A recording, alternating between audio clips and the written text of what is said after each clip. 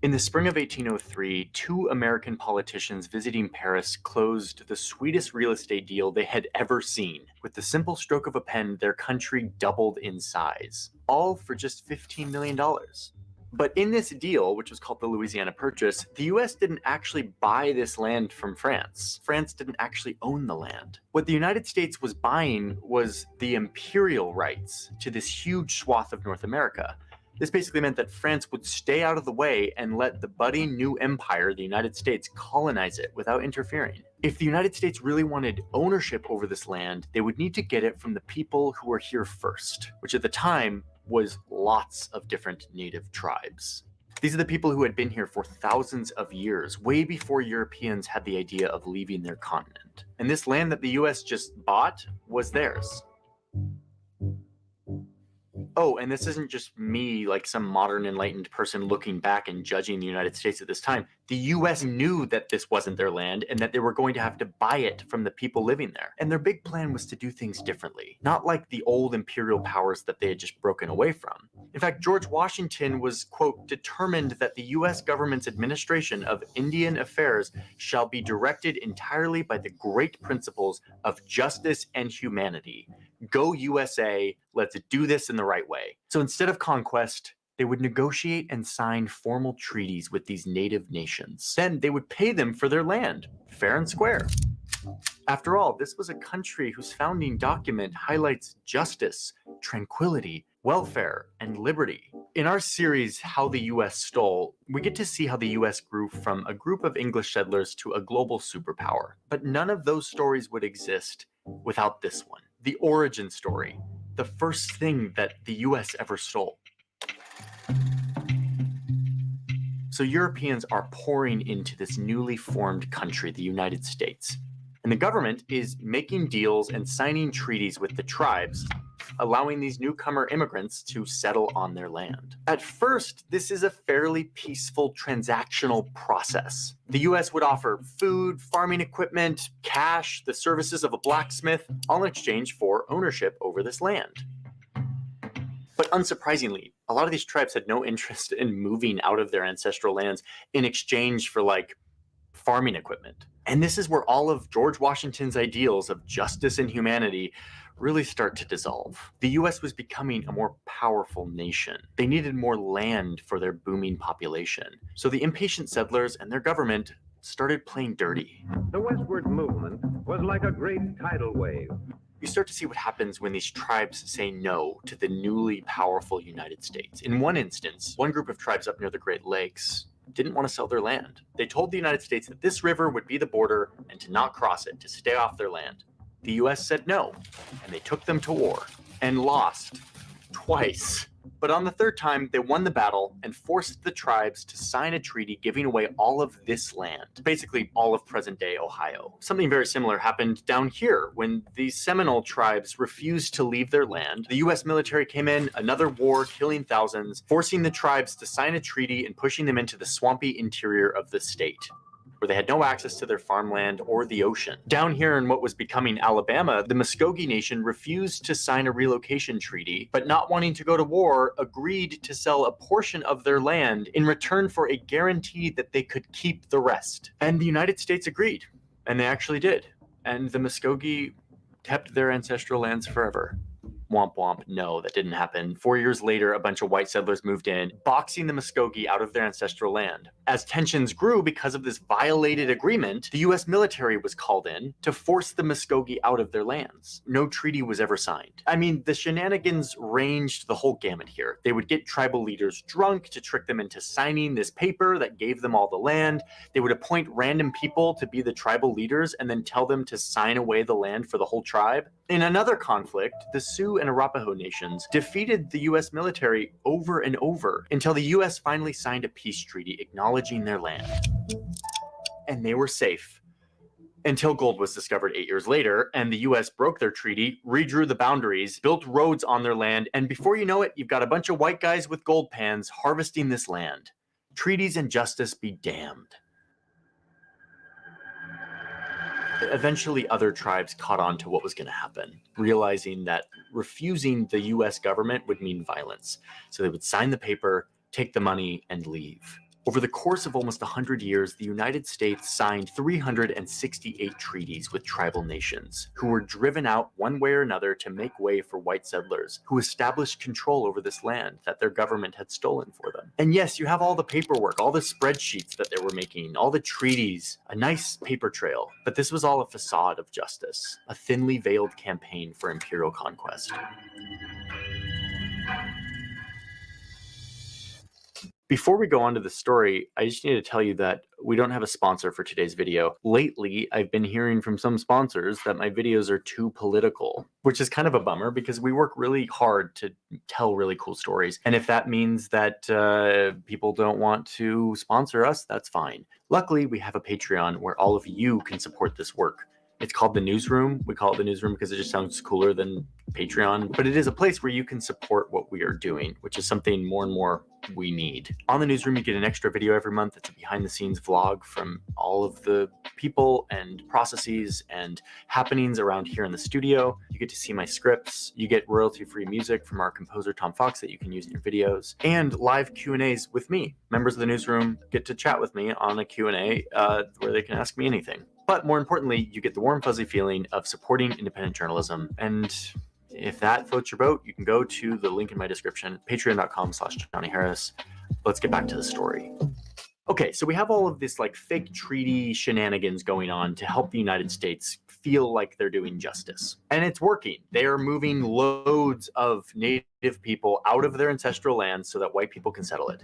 But there was one region that proved particularly difficult for this extermination project that was going down. Here in the Deep South, you had these 5 large nations that lived side by side with the settlers for a long time. They had all signed treaties with the United States that acknowledged their right to this land. Many of them spoke English, practiced farming, wore European clothes. Some even owned slaves. Because of this, these 5 tribes, the Cherokee, Chickasaw, Choctaw, Muskogee, and Seminole, were known as the 5 civilized tribes. And there's an alternative world where these tribes could have remained on their land, living side by side with the Europeans as they settled. But that's not what happened, mostly because of cotton. Farmers down here were getting super rich off of a very valuable cash crop called cotton that they could sell to textile mills around the world. It was an industry made even more profitable by its key input: free labor from stolen Africans. There was this one strip of land down here called the Black Belt Prairie that was particularly desirable for farming cotton. But as you can see, it was locked up in what the United States treaties had formally acknowledged as belonging to native nations. But the farmers down here were looking at this as like, this is a perfect place to expand our cotton kingdom. So these southern slave owners did what was kind of becoming US policy towards the people living on the land that they wanted. They made up their own rules. The state of Georgia was particularly aggressive in trying to clear this land out, or in the words of their governor at the time, to replace, quote, all of the red with white population. They targeted the Cherokee Nation, passing a law that abolished their governments. The Cherokee are not going to stand for this, so they fight back using the same shenanigans that the United States is trying to use, the US legal system. They take Georgia to court, a case that went all the way to the Supreme Court. And guess what? The Cherokee Nation won. Like, there was no way around the fact that they had ironclad rights to this land, signed and sealed. The highest court in the country just ruled that the states could not impose on tribal sovereignty. But, as we all learned in government class, a ruling from the judicial branch only works if the executive branch enforces it. Oh, and who was in charge of the executive branch? Oh, this guy. The guy who wrote a letter to his wife during the War of 1812 from the battlefield saying that he had successfully slaughtered 170 Native Americans in, quote, an elegant style. Oh, and the guy who's on our $20 bill? Yeah, him. Andrew Jackson thought that negotiating treaties with the people who were living here was a ridiculous notion. So he looks at the Supreme Court ruling that validates the Cherokees' right to their land, and he literally responds in the snarkiest way possible, saying, "The Chief Justice, John Marshall, has, quote, made his decision. Now let him enforce it." No, he was not going to enforce it. Jackson had a different plan in mind. It came in the form of a new law that he pushed through both houses of Congress. His whole worldview towards First Americans embodied in a piece of American legislation, the Indian Removal Act of 1830.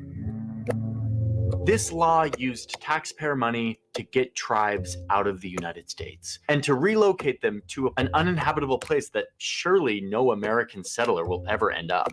The Great Plains seemed an inhospitable land to people familiar with the eastern states and of Europe.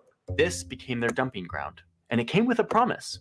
Move here and we will never mess with you again. And what's crazy to me is that even after all of the shenanigans, all the facades, they continued to play this charade, saying that the nation of Indians may choose to exchange their land where they now reside. The law says that the government had to negotiate these treaties fairly, voluntarily, peacefully, and that the government would, quote, forever secure and guarantee them their new land, and that they wouldn't break any of the pre-existing agreements that they had made in previous treaties. But no, this was just more pretending, a paper trail of pretend humanity. Just as Andrew Jackson had ignored the Supreme Court ruling, he had no intention in following the law that he helped create. But he kept up the ruse. More documents, more signatures, more paper that made these civilized, justice-minded people feel like they weren't orchestrating a mass ethnic cleansing, sanctioned by the government, paid for by taxes, but they were. So this law is implemented, and the United States government, military, and even private companies start to ramp up their removal efforts of first Americans. They focus in on these 5 tribes that were sitting atop the land that they wanted for their cotton empire. More bribes, more pretend negotiations, and when push came to shove, more threats of violence. The Cherokee eventually signed a treaty agreeing to sell their last portion of land, and they moved west, out to their little rectangle of land that had been allocated to them by the government on maps. The only problem was that the leader who signed the treaty on behalf of the Cherokee people was not actually the real leader. They had no authority to make this decision. The Cherokee chief furiously protested this, but the US didn't care. They had their signature from someone. In their eyes, all was justified. Between 1831 and 1838, nearly every member from the 5 tribes was expelled from their land. 100,000 people, whose home this was, now forced to walk by foot for more than 1,000 miles through brutal weather and terrain towards a little box on the map, a place they had never been before. The Cherokee would eventually call this journey the Trail Where We Cried, or the Trail of Tears. Some tried to fight back against their oppressors, and others stood their ground until they were forcibly bound in chains by the US government and herded west at gunpoint. Their land was vacant, and cotton farmers with their slaves moved in, and the economy grew.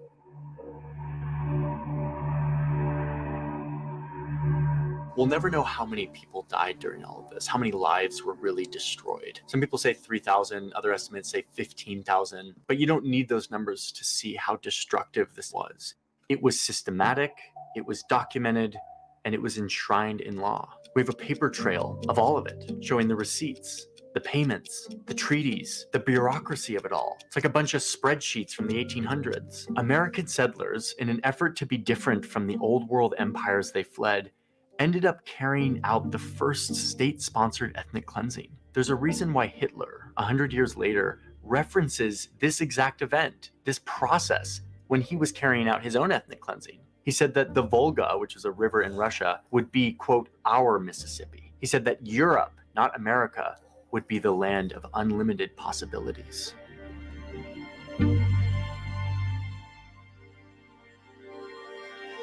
The story of what happened to many nations of the first Americans doesn't end here. In fact, this is kind of the beginning. We're going to make a second part to this video, and in that part 2, I want to show you what happens next once these tribes arrive to their little rectangle on the map. Indian Territory, the place where these tribes were forced out, dumped, and left to build a new life, and how they once again tried to fight back using the legal frameworks that had pushed them out, and how all of that led to the establishment of one state in our country that could have looked a lot different.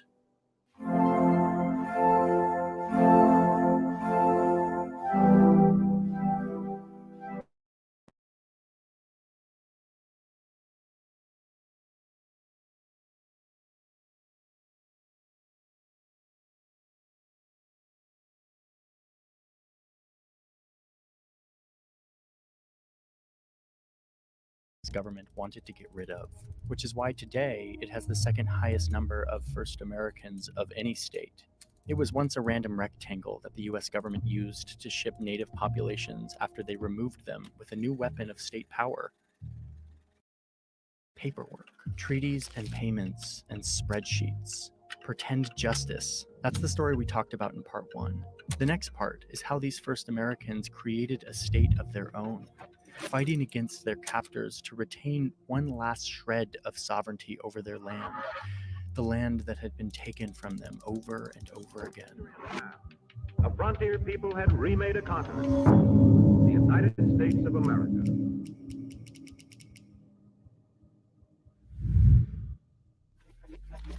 Hey, before we go on, let me tell you something disturbing, kind of, which is I recently learned that my name and all of my personal details were on a people search list. It's just one of many sides of this massive shadowy market of data brokers who collect loads of information about all of us and then sell it to companies so that they can market to us. The reason I'm telling you all of this is because it has to do with the sponsor of today's video, Incogni. I'm very happy that Incogni exists. You sign up and you give them permission to go out on your behalf to take you off of these lists. We have privacy rights that entitle us to not be on these lists, but it's really complicated and bureaucratic to actually do it. And there are dozens and dozens of these lists. So instead, Incogni does it for you. I've been signed up for Incogni for a few months now, and it is so satisfying. You have this dashboard that shows you all of the lists that they found you on, and then they show you the status of each one, the efforts that they're taking to get you off this list. And then the best part is they show you the list that you have been successfully taken off of. If you want to try this out, there's a link in my description. It is incogni.com/Johnny Harris. When you click that link, it helps support this channel, but it also gets you in on a full refund within 30 days if you decide that this service isn't for you. Thank you, Incogni, for helping me out here and also for sponsoring today's video. Let's dive back into the story. Okay, so remember in part 1, I showed you how the US government used bureaucracy and a particularly horrible law to push out over 100,000 people, to push them off their land, many of them ending up here, in a little rectangle that the US called Indian Territory. And crucially, in the process of kicking these nations off their land, the US government promised that they would leave them alone, that they could live in peace, rebuild their lives, relearn their land. So over the course of the 1800s, more and more tribes are exiled and arrive here to Indian Territory. The territory gets divided again and again as these tribes are crammed into this one rectangle, which results in this map. And a reminder that each of these nations had their own government and culture and language, and yet they were all dumped in this one place and labeled Indian. So they ended up here knowing that it would be hard, but okay, at least we can rebuild a new life without the anxiety of white settlers unfairly claiming our land. Oops, nope, here they come. The westward movement was like a great tidal wave, sweeping westward past the Mississippi River. Over in the east, the Americans had now convinced themselves that it was their literal destiny to keep spreading west. And as they're doing so, they stumble upon this rectangle that they thought they would never reach. But no, they're not allowed to settle here because it's allocated for Indians by treaties, like real ironclad treaties. Okay, but wait, here in the center of this map, you see this little section. What does that say? Here, let's look at a different map. Oh, unassigned land. Let's settle here. When the land was thrown open to white settlers. And by settle, I mean not like buy the land or sign anything. Just show up to this empty looking flat area and just settle. Soon, these imperial squatters are farming the land. They're building a life, a society in the West, but right in the heart of the territory that the US government had signed treaties promising to first Americans. Oh, and by the way, I'm just going to get this out of the way now. Maps around this time start to show this weird little panhandle that doesn't make any sense, literally called no man's land because nobody really claimed it, and then a bunch of criminals started living here because there was no law. Anyway, someday I'll go into that one. We're talking about Indian Territory, and word soon gets out that this place is the new trendy part of town. The federal government is kind of hesitant, like, wait a minute, we had promised these people this land, like, let's just back off. But the squatters kept coming and clamoring, and soon there was a railroad that was built that went right through here, bringing even more settlers. And finally, the government was like, fine, you can move in and settle in this one little section of unassigned land in the middle of Indian Territory. But it's going to be first come, first serve, and so we'll make it a race? Yes, a race. Like literally there was a race. There was a starting line and there was a gunshot, and 50,000 settlers hungry for new land in covered wagons dashed forth to claim some of this 2 million acres of unassigned land in hopes of getting cheap property and starting a new life. The tidal wave of Europeans continues. They're hearing about these mystically huge plots of land in the West, the American dream. As unassigned land started to fill up, the settlers started to look around at all of this land that, yeah, technically had been promised to the natives, but they weren't really using it to farm. So, like, no harm if we just sort of set up shop here, right? So they kind of start doing this, and the government has to get involved. So in 1890, they draw this line. It cuts Indian Territory in half, leaving all of this, as well as the random no man's land panhandle, to become a new territory. They would call it Oklahoma. So Indian Territory now is just this land for the 5 civilized tribes. That's what the federal government called them. But all the tribes that had lived here were now in the new territory of Oklahoma, and their land was suddenly up for grabs. And once again, here come the maps and the documents and all the stuff that basically made this feel like it was official and right. A lot of these maps have squares on them. Look at these squares, perfectly checkered squares. All of these squares, these checkerboard maps, show us how differently European settlers and their government saw the world than the natives. The concepts of communal land use and lack of personal property that tribes abided by was considered backwards and uncivilized. From the European view, they're not using the land productively, so we need to create a system of grids and plots and land titles to get the most out of this land. This process of drawing a bunch of squares on the land that had formerly been promised to natives was called allotment. And it meant taking tribal territory like this and drawing a bunch of straight lines to make it a massive grid. And then they would find out where native families were living and allow them to stay there. But everything else was up for grabs. The signal was given and the race was on. And here come more of those weird races, 4 more in fact, each bringing in floods of settlers into this land that had been promised by treaty to somebody else. And look, these maps start to fill up with names. Alice, Roy, Juliette Delage has this square. These are people coming from Europe looking for the American dream and finding maps full of squares and land to claim. Allotment. This real estate boom came with a marketing boom as well. Indian land for sale. Get a home of your own. Easy payments. Possession within 30 days. And look, they're advertising that here in 1911 that they have 350,000 acres available for sale. There is so much land up for grabs. It was the same thing as before, what we talked about in the first video, but just happening again in a different place by different people. It was maps and documents and bureaucracy, cutting down native sovereignty and culture square by square. With all of this carving up, settlers start outnumbering the indigenous people. The 5 tribes were still technically safe from all of this allotment for a time, but they saw what was coming. They had learned time and time again that the United States government, for all of their treaties and promises, never actually kept the agreements that they signed. And they were right. Soon, there was a law passed that said that all tribal governments and tribal courts would be abolished by 1906. So as a last-ditch effort to fight back, the 5 tribes gathered and devised a plan to salvage some shred of their sovereignty.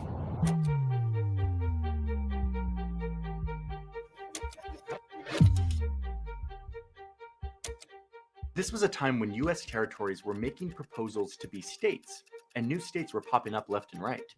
So if these tribes wanted to band together and make a state of their own, this was their time. They called the state Sequoia, in honor of the man who created the Cherokee writing system. And so the year before all the tribal governments were to be abolished by law, the tribes held the Sequoia Constitutional Convention, where hundreds of spectators gathered to watch the delegates create and write a constitution, complete with a Bill of Rights, trade regulations, tax policy, county borders.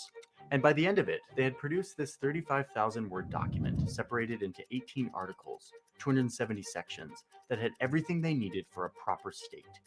It was unanimously ratified and, in a public vote, overwhelmingly endorsed by the citizens in Indian Territory. And honestly, if you read this document, it's kind of a story. From the population to the economy to education and taxable wealth, they deserve to be a state. But then they appeal to the humanity of the government that had done so much harm to their people, their culture, and their home. They appeal to this, quote, natural right of people to govern themselves, quote, by the fact that we constitute a separate and distinct community from any on earth with a different history, associations, and ideals and hopes. These people had been boxed out time and time again, and now they were appealing to the values of these Europeans who had taken their land, using their language and their legal tools to make the case for their statehood.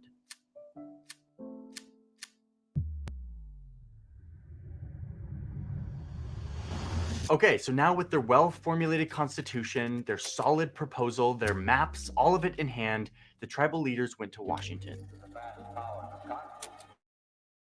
ready to lobby for a state. And Congress didn't even look at the proposal. They didn't even look at look at it. It wasn't like a debate. It's just they just were like, no, of course not. It was like dead on arrival. First, just because of plain old politics. The Republican majority at the time didn't want a state that would mean more senators and congressmen for Democrats, something that Republican President Teddy Roosevelt especially didn't like. It was also about resources. Sequoia had oil and farmland that Oklahoma Territory didn't have. And we're going to let the native people have all these resources. But in addition to this, many white lawmakers didn't like the idea of a state run by brown people. So the proposal died. Sequoia never became a state. If there was going to be a state, there could only be one. And indeed, 2 years later, a new map was drawn. All of this land that was going to be Sequoia was swallowed into a new state, the 46th, Oklahoma. But of course, they wouldn't throw away all the work that these tribes had put into Sequoia's constitution, so they just sort of took it for themselves. The Oklahoma Constitution is basically word for word what was written in Sequoia's constitution. One historian called it, quote, the ultimate cut and paste job. So this is what Oklahoma looks like. And they reserved one small chunk for the native people to govern themselves up here.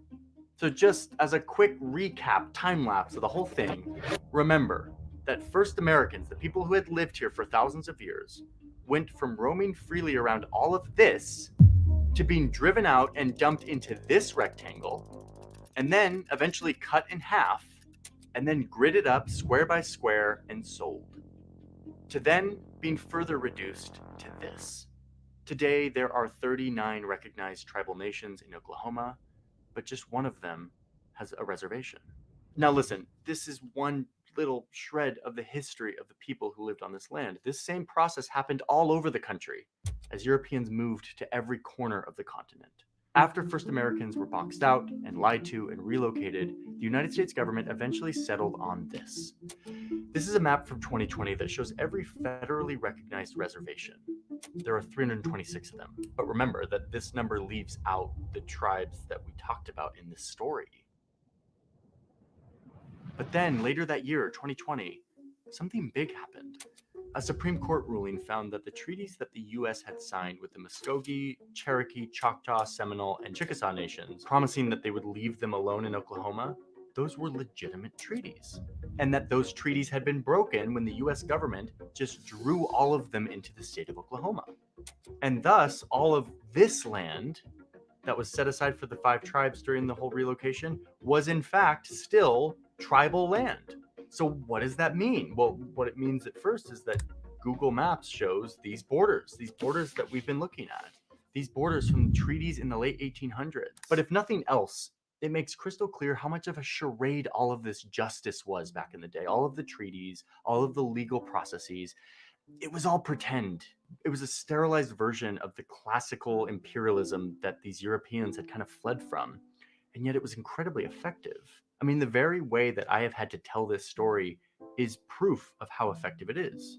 How our government policy successfully created the concept of Native American, of Indian, hundreds, if not thousands, of different peoples with unique cultures, languages, and histories, and relationships to this land, all lumped into one category on a spreadsheet. Creating a category of Native Americans, creating a category of Native Americans. Drawn into boxes, the perfect place to continue to whittle away at their distinct identities, to erase their story, one broken treaty at a time. Not Indians. Not Indian. Natives.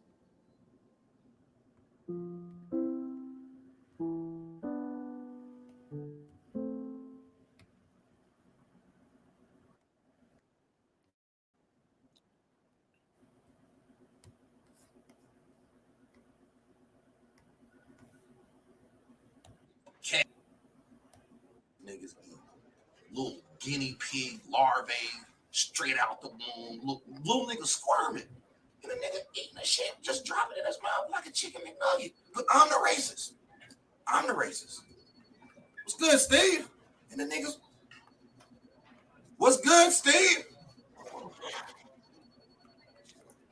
What's wrong with Steve? Steve, come here. Fix your face, bro. Fix your face. All right. I don't want to fuck with Steve, why you want to smoke? I'm tired of Steve. All right. Put me on, Clyde. Let's go. UBTV and we back. Yes. I know it's been a couple of months because I gotta let the fucking pile up. I can't come out like every other week because there's don't be enough fucking. Actually, there do be enough fuckery. There's enough fuckery for me to do one of these episodes like every week. But I be working on the videos. I'm working on the documentaries. So a lot of times I be wanting to do these because this is an outlet for me to talk shit about the heathens and all the fuckery that's going on in the world. But I just don't get a chance to do it. So I'm happy to get a chance to do it because I promised y'all I was going to double up after the rabbi hole. What this basically is an extension of the rabbi hole because some people take my delivery a couple of different ways. So when I do these longer videos, some people just don't have the attention span for it. So this one right here be a little more geared toward people who can't really sit down to watch an entire documentary. I'm just going to talk shit. And really, this is about giving you all clarity on what's going on with the rabbi hole pile of fuckery, which is the biggest pile of fuckery. And that's the conflict in Israel between Hamas and Israel. I'm going to give you a little history on Israel. A lot of things that I've already covered in the rabbi hole series, I'm just going to cover them a different way throughout this video. So that'll be fun. I'm going to give you pretty much the entire history on how that nation of Israel over there got started. I'll give you a little bit of history on the conflict that's going on right now. And we'll answer the question, has this conflict been going on for thousands of years? Because if you were to listen to the media, a bunch of paid for actors perpetuating agendas on behalf of corporations that just happen to be ran by Zionists. But if you listen to the media, right? So if you listen to the media, they'll tell you, well, this war's been going on for thousands of years, and what's the deal? Why do you guys hate these people? Why do you hate these people? We're a human family. We're a human family, and we shouldn't hate each other, right? Right. But is there any just cause behind all of these rumors of anti-Semitism? Are they unjust? When addressing these questions of anti-Semitism, we're going to come into contact with some sort of information that may be considered anti-Semitic. And that's kind of like the catch-22. To even dig into the history of anti-Semitism, you're going to have to cross over and become anti-Semitic just in order to learn. I'd knock your teeth out, you anti-dentite bastard. And while we're investigating the history of anti-Semitism and what anti-Semitism is and what were the anti-Semitic things that were perpetuated against Jews for centuries.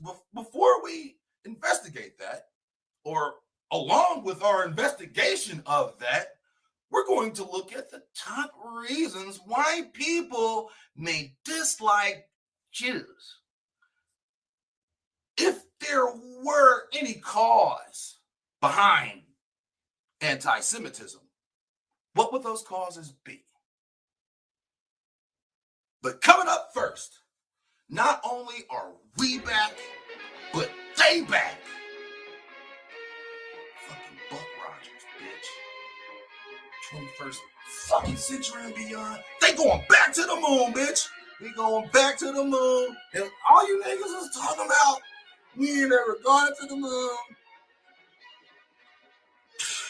You are a conspiracy theorist, bro. All right? You are a freaking conspiracy theorist. Yes, we're going back to the moon. Project Artemis is set to tip off in 2025. And they're looking to dispel all of the rumors that have been run amok ever since the creation of the internet. See, before the internet was a thing, right? Just before like the year 2000, no one would even think that the moon landing had been faked. Well, no one in America, that is. The Russians never believed that shit. As a matter of fact, what the fuck is going on in Ukraine? What the fuck is... Hold the fuck up. Did that cover that? Fuck. What the fuck is going on in Ukraine? These niggas sent 40 billion. And now they ask him, actually, they've sent over 110 billion, bro. They sent that shit. And guess what? We ain't heard shit about it. You know why? Because those niggas are gonna lose. How the fuck you gonna proxy fund Ukraine to go to war with Russia, nigga? With Russia. So now they tied it all in together. So if you believe that the moon landing was a hoax, you are a Russian agent of disinformation, my nigga. Fucking hell, Putin, you fucking Nazi. You are a Russian conspiracy Nazi. And you don't support Ukraine. What the fuck happened? They sent all that fucking money. We don't hear shit about it no more. Now it's all about Israel. You anti-dentite bastard. We can dub all that for the time being. Because we talking about the motherfucking moon, nigga. Artemis, nigga. We going back, nigga. Van Allen Belt 1, bitch, through it. Van Allen Belt 2, whoo. Atmosphere, fuck out of here. Fuck the atmosphere. Wild spinning, my nigga. Wild spinning, my nigga. Roll the fucking tape, nigga. We going back. Roll the motherfucking tape, nigga. Space Nazis, yeah. Nazis in space, yeah. Between 1968 and 1972, America launched 9 human missions to the moon, 6 of which successfully touched down, allowing 12 men to walk on the lunar surface. NASA's next chapter of lunar exploration, called Artemis, has the task of not just going to the moon to create a long-term human presence on and around it, but also to prepare for ever more complex human missions to Mars. In short, everything we must be able to do here, we must first do here. So, what will an Artemis mission look like? Everything is designed and tested with our most important element in mind, the astronauts. This is their deep space, human-rated spacecraft called Orion, built in 3 parts. The crew module, where up to 4 astronauts will live and work throughout the flight. The service module, with life support systems for the crew and its own engine and fuel reserves. And a launch abort system, with engines capable of pulling the crew module to safety during launch should anything go wrong. To accomplish the task of launching our crew and heavy payloads, NASA is building the Space Launch System, comprising of a cargo hold, an exploration upper stage, a massive core stage, and 2 extended solid rocket boosters. Altogether, this is the world's most powerful rocket, and it exceeds the legendary Saturn V of the Apollo era in numerous ways. Sitting on the launch pad, the entire rocket, fully fueled, weighs just over 6 million pounds, 5.2 million of which is just the fuel. Once ignited, there is no stopping what comes next. Once back aboard the Orion spacecraft and undocked from Gateway, the crew fire their engine once to break out of the halo orbit, and once again to sling the spacecraft around the moon, placing it on a multi-day trajectory back towards Earth. As they near the end of this journey, the service module is released, and the crew module is oriented heat shield first. Entering Earth's atmosphere at 25,000 miles per hour, the friction of air slows Orion considerably, while also subjecting it to temperatures of 5,000 degrees. With the Orion now at just 300 miles per hour, a series of parachutes uniquely tested and produced for this moment deploy, decelerating the craft to just 20 miles per hour for splashdown. With each successful mission, Artemis ushers in the next wave of men and women to explore our moon and prove that together we are ready to go beyond.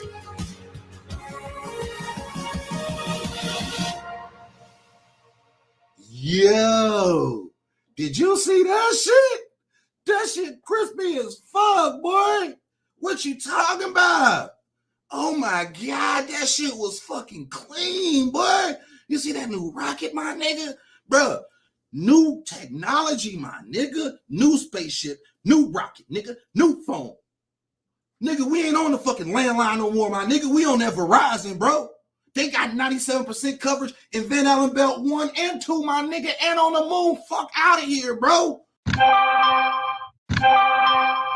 Stop playing new moon rocks, bro. I ain't talking about the petrified wood that they try to pass off as a moon rock. I ain't talking about that, okay? All right? Yeah, maybe those moon rocks before, maybe they was petrified wood. We was trying to pass them off as moon rocks. You feel me? But nah, this time we getting real moon rocks, bro. And I ain't talking about the kind that my nigga got for 50 a gram. You feel me? I ain't talking about that shit. I'm talking about legit junks, bro. Then when we get up there, nigga, I'm dancing on all you niggas, bruh. According to NPR, in 1969, 3 Apollo 11 astronauts visited the Netherlands, and the U.S. ambassador gave the Dutch prime minister what he said was a moon rock. When an expert saw the rock in the museum, he didn't think it was real. Geologists have identified the moon rock as petrified wood. If you don't believe that man landed on the moon, you a motherfucking anti-Semite. You an anti-Semite bastard. Yeah. You know what anti-Semites have in common? They believe that the moon landing was fake, just like Russians, my nigga. You a Russian anti-Semite Nazi, bitch. Oval Room at the White House. And this certainly has to be the most historic telephone call ever made from the White House. I just can't tell you how proud we all are of what you have done. Thank you, Mr. President. It's a great honor and privilege for us to be here. Nazis in space, Nazis in space. What you talking about? Yeah, I know that little video. I know that shit was kind of inaccurate. You know, you see the picture of the Earth and you see the moon, and really it looked like way closer because really the Earth can fit 30 times between here and the moon, right? That's what they say. That's what NASA says, right? But they just had to do it so it fit on the screen. You feel me? Because 237,000 miles, they can't. Listen, bro, that shit was crispy. It didn't need to be to scale, my nigga, all right? You see how crispy that shit was, bro? You see them graphics, my nigga? Boy, we getting new graphics. 2025, my nigga. Artemis. What you talking about, bro? Verizon. 97% coverage, my nigga. The fuck you mean, boy? Back to the fucking moon. Buck Rogers out this bitch. Stop playing with us, boy. Stop playing. When we go back to the moon, shut up. All right? Shut the fuck up when we hit that moon, boy. And when we dance with y'all niggas, with the new graphics and the new CGI on the fresh new moon Verizon, bro. With the motherfucking rover on dubs, my nigga. And they spinning, nigga. They spinning while the earth is spinning, my nigga. When we doing that, and all you conspiracy Nazi anti-Semite niggas is hating.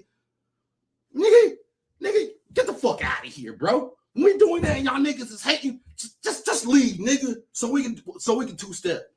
So we can two-step like this. Space Nazis. Motherfuckers talking about, yeah, that shit was fake, nigga. How they gonna fake it? It was 400,000 niggas on the Apollo mission, bro.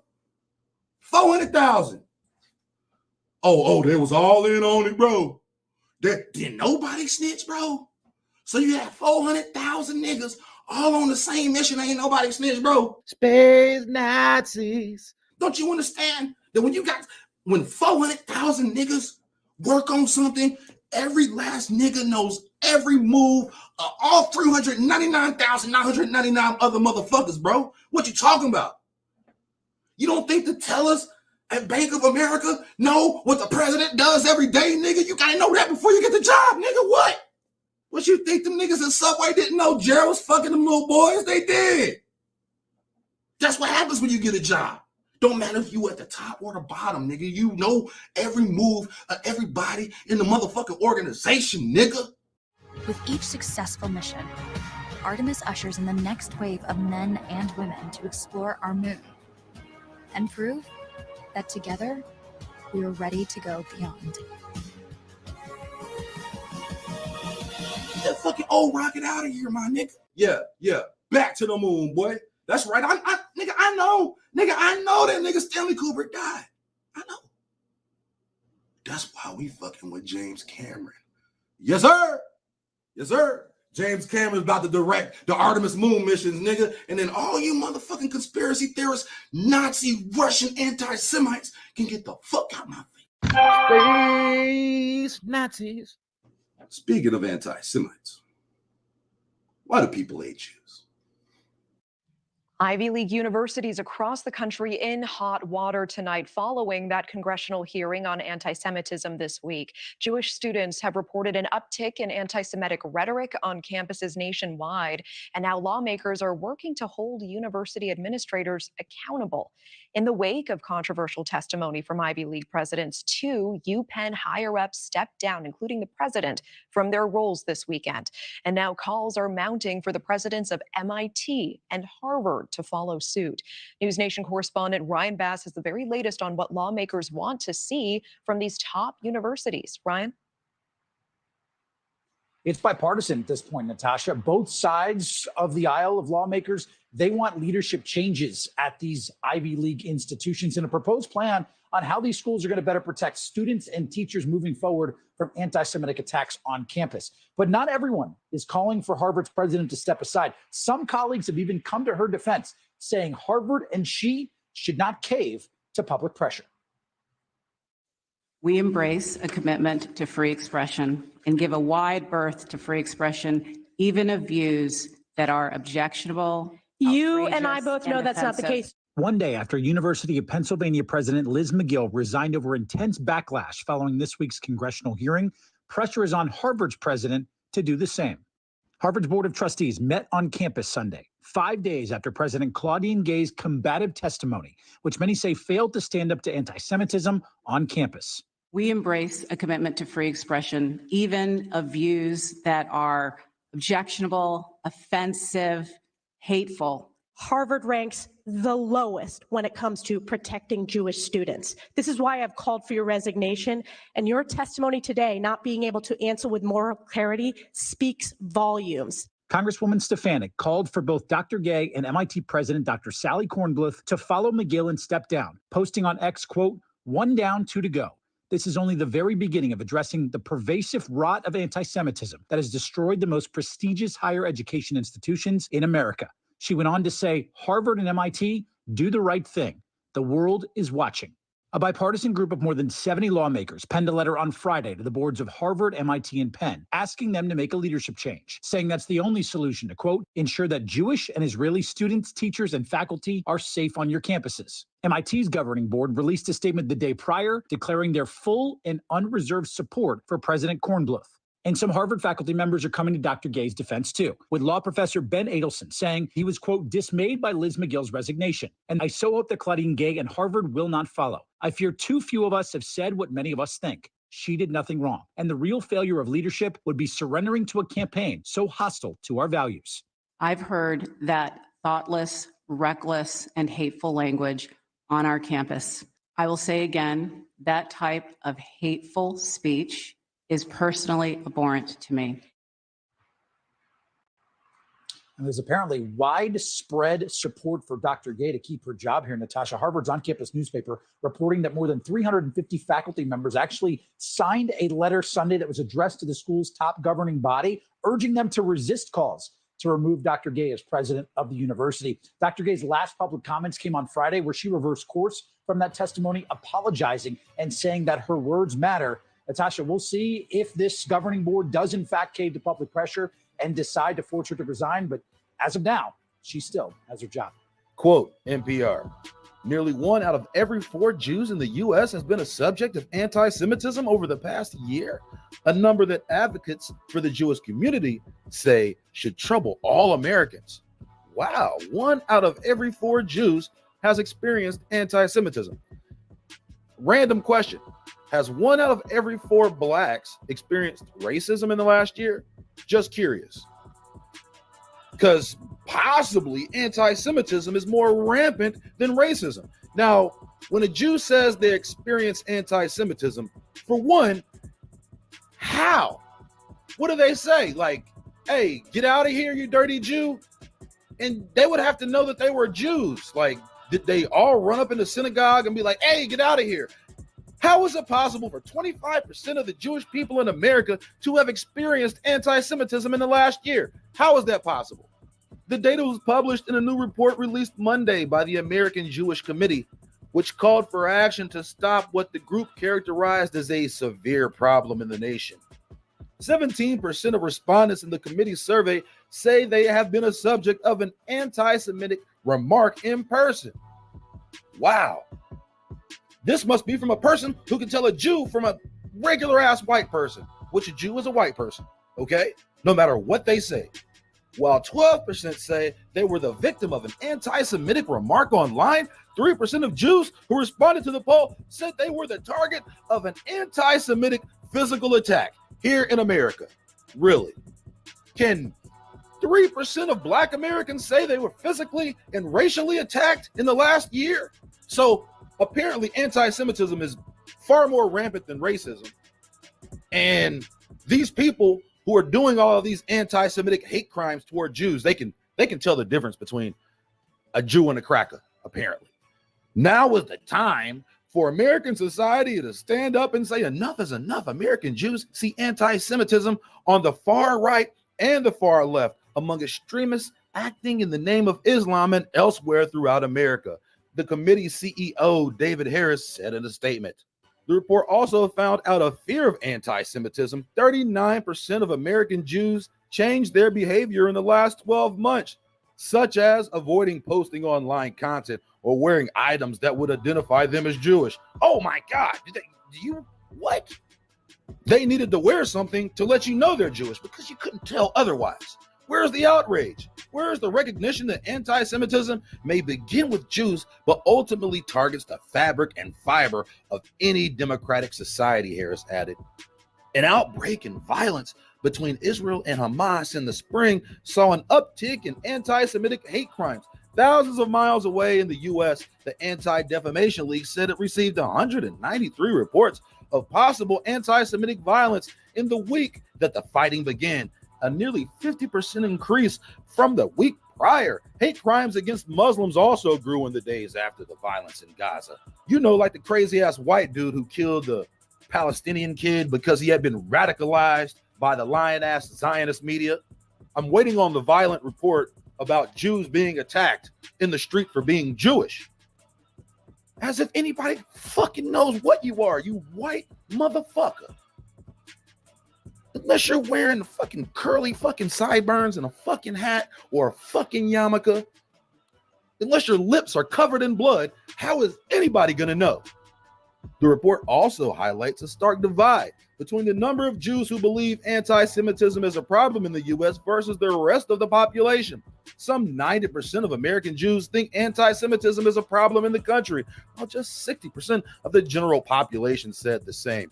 End quote, NPR. 1 in 4 American Jews say they experienced anti-Semitism in the last year. Here, Jewish voices speak of vulnerability. As I think we've seen around the world with the rise in all forms of hatred, that anti-Semitism has popped its head up in a really horrific way. The Anti-Defamation League, which tracks hate crime, recorded record levels against America's Jewish community last year. There was an increase of more than 30% in incidents of harassment, vandalism, and physical assault. A lot of anti-Semitism comes from somebody needing to find somebody to blame. Maggie Feinstein works as a counselor for community members in Squirrel Hill. I think that when there's ills, when people have a sense of being left out or not having opportunity, then oftentimes anti-Semitism rises. Anti-Semitism. What's the reasoning behind it? Why do people dislike Jews? What is anti-Semitism? Now, if you were to read the regular cookie cutter definition, it just says any hatred or prejudice towards Jews. But as we all know, the term anti-Semitism has been used to suppress free speech. And even the term anti-Semitic is a false term in itself. It implies that these people are Shemites, and they're not. They're Japhethites. Even genetically, these people couldn't even be considered Shemites. Genetically, they're pretty much Russians or old school Khazarians. Quote unquote Jewish historians and scholars have gone to retarded lengths to try to dispel this whole Khazar theory. How the Jews who are currently in Israel, the Ashkenazi Jews, they say, hey, we're not Khazar. We're actually from here. We're actually Shemitic. We're actually from this area here. You know, we were, after Rome took over the Holy Land, we were spread around, right? So they're using the biblical story of thousands of years ago to try to proclaim that they have some sort of ancestral right to the land. So really, that's the theory behind Zionism. And we're going to get into that because Zionism, according to the scribes, was a result of anti-Semitism. And we can just see it's simply defined as any hatred or prejudice toward Jews. So these people who are Khazarians, they essentially were invented, or really they invented themselves in like the 700s or 800s. And if you were ever to read the book, The 13th Tribe by Arthur Kessler, which is academically legitimate, or maybe the book, The Invention of the Jewish People by Shlomo Sand, you'll see plenty of evidence that these people converted to Judaism to avoid conflict. Now, like I've said, there have been plenty of publications have come out recently, especially to try to debunk this theory, but it actually can't be debunked. So a lot of these genetic studies that they're using to try to debunk this theory say, well, Jews are only half Eastern European, and Eastern European really is a misnomer because they're actually Russian or Khazaric. Because here's the thing, Europe and Asia are the same freaking continent, okay? Europe and Asia are essentially the same place, and the only thing that really distinguishes the two of them are the border east and west of the Ural Mountains, okay? So there's only a mountain range, and it doesn't really separate all of Europe from all of Asia. We're really just talking about that area up there in North Central Asia, really the area between Europe and Russia, correct? And of course, where do these people come from? From Russia, modern day Russia, past day Khazar. So whether they would even be considered Khazars or not, their bloodlines are Caucasus. They're from that Caucasus, Black Sea, Caspian Sea region, and to those regions in the north.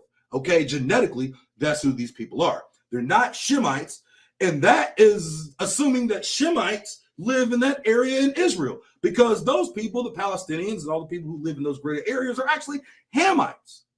So this whole Shemitic label is bullshit. If you dig up the oldest graves that are in Israel, you're going to find Hamites. You're not going to find Japhethites. You're definitely not going to find Khazars or Russians in the 5,000-year-old sands of Israel. So in general, that whole idea is cap.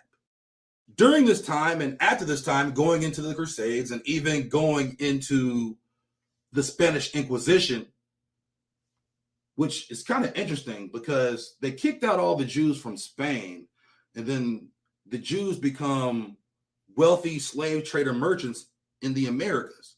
So essentially, you're saying that the Jews who were kicked out of Spain went to another world because, no one had heard of America. It was the New World, right? It was the New World. So all of these Jews, or conversos, secret Jews in disguise, masquerading as Christians, either those Jews, the Sephardic Jews, or the conversos, Marranos, they all went to America because they were oppressed, and then they go oppress other people. They become the principal slave traders in the New World. That's the narrative. So all throughout that time, from the invention of the Jews to the time they get kicked out of Spain, Christians and Jews have always been at odds. The number one reason, according to Jewish scholars, that Christians and Jews were at odds was because Christians blamed Jews for the death of Christ. And there are several Jewish publications who will promote this idea across the board that Christians just simply hated Jews because they blamed Jews for killing Christ, to the point that Christians would mob Jews and kill babies. Yes, there are plenty of unsubstantiated accounts of Christians taking Jewish babies and dashing them to the ground, or taking babies and tearing them to shreds. Now, conversely, the same charges are being levied against Jews in the Middle Ages. There are Christians who say that Jews would run up in a Christian home, take the baby, kill it in front of its mom. There are even stories, and there are substantiated claims in Europe, that one time Jewesses, some Jewish women, took a woman's baby and in front of her made her renounce Jesus. So when the Christian woman did not renounce Jesus, of course, the Jewish ladies slammed the baby to the ground. Similarly, we hear about the same stories involving Christians and Jews. Who's telling the truth? Shit, I don't know. Is it the Jews? Is it the Christians? Possibly they're embellishing both sides of the story, or maybe both sides of the story is true. That's neither here or there. I'm just giving you one of the reasons behind the anti-Semitism that first blossomed in Europe. It was all based upon some sort of mythological idea that the Jews killed Jesus, which is actually the Romans, and the Christians felt so up in arms about this that they actually went and started mobbing Jews. Now, furthermore, the contention between Jews and Christians is a thing that hasn't really been highlighted when we take a look at what's been going on in Palestine, because we're under the impression that the Jews and the Muslims have been in this 1,000-year war. So the idea that Christians hated Jews because they were the killers of Christ is the number one reason why Jews say anti-Semitism exploded in Europe, especially during the early Middle Ages and the Crusades. An even more salacious rumor that has been charged against Jews was the fact that they were kidnapping Christian children, draining their blood in ritual blood sacrifices. There are several documented cases where Jews were tried and put to death for the ritual murder of Christian children. A child by the name of William was ritually murdered. But what made this event different was that this child was related to an educated monk, Thomas of Monmouth. In 1144, a Catholic monk, Thomas of Monmouth, wrote a extensive book about the murder of little William of Norwich, a young boy who was murdered by the Jewish ritual murder cult. He was created a saint of the Catholic Church, the first of many of a series of saints. Depending on how one counts them, there are at least 20 to 25 of them in history that are recognized as Christian martyrs by the Catholic Church. This event that occurred to William like so many before it, could have eventually sunk into obscurity. But Thomas wanted to let the whole world know about this cruel and vicious nature of these wicked acts once and for all, probably with the hope of putting a stop to them. His book was written in Latin and was later translated into English in the 19th century by Dr. A. Jessup. Thomas of Monmouth described how Jews abducted the child. Afterwards, according to Thomas, this occurred. Having shaved William's head, he wrote, they stabbed it with countless thorn points and made the blood come horribly from the wounds they made. And cruel were they, and so eager to inflict pain, that it was difficult to say whether they were crueler or more ingenious in their tortures. Thomas of Monmouth described the whole sordid event in detail, the abduction, the torture suffered by the child, and the bribes Jews gave to the sheriff, and more. Thomas's efforts to document this Jewish occult rite of an innocent child eventually resulted in the child becoming a saint. St. Simon of Trent was murdered in 1475 in Trent, Italy, a beautiful Renaissance city of the era. He was taken off the street by cult members, much as pedophile killers do today. The poor little boy was offered candy and lured away, where he was murdered for the pre-Passover sacrifice to obtain the blood for the rituals. This was a very, very famous case of the era, resulted in the later canonization as a Christian martyr of young Simon. The case is referred to in the book Blood Ritual as a multi-adjudicated case, in that it went before more than one tribunal. The Jewish perpetrators had money and influence, so the case went on appeal, which was a very rare thing in those days. Multi-adjudicated, it went also before the Vatican, where the congregation that decides who becomes a saint examined the case in very, very thorough detail. Simon was canonized, regarded as one of the most popular child saints of Europe, until 1965, when the politically correct ones in the Catholic Church decided to decanonize him. Following the invention of the Jews, and I do want to make a point that the Jews were invented or invented themselves about 130 years after the Muslims were invented, or invented by the Catholic Church in this case. So we have the Muslims who really came into their own maybe around the year 700. Muhammad lived in the early 600s. And then we have the new converted Jews who really weren't a people until maybe like the year 800. So we have these two groups of people. And we also have the Catholics, aka Christians. So we have these rival groups of people. The Jews were the smallest of these populations. These people are converts, where the larger empires are religious based. So Jews couldn't freely move throughout either empire, even though they had far more freedom in Muslim-controlled territories than they had in Christian-controlled territories. They just had to go where they had to get in where they could fit in. And as a result of the wars between these Christians and Muslims, of course, Rome fell into debt. And they used the Jews to get out of debt because they could trade through their networks with, of course, Muslims. Jews were basically the middlemen between two empires. Because they weren't Christians, they could trade with Muslims. And because they weren't Muslims, they could trade with Christians, aka Catholics. So, of course, this made them very useful to the Pope and all the elite of the church. As a result, Jews were made the exclusive moneylenders of the Roman Empire. And this has a lot to do with Christian law versus Levitical law, where it says that an Israelite cannot lend money to his brother at interest, but to a stranger, he could do that. Similarly, Christians were basically observing the same law, that a Christian could not loan money at interest to another Christian. This was really the time when Jews started developing a reputation for being shady moneylenders under their exclusive monopoly of lending given to them by the Pope. There are a few hundred or thousand citations that really document in detail what was really going on between Christians and Jews at this time.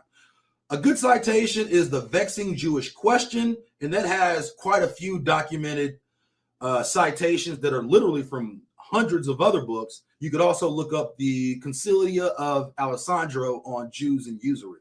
But what this does is really give you a lens into usury and the people and their feeling toward Jews as moneylenders. For example, a guy comes into some financial trouble and he needs to borrow, let's just say, $100.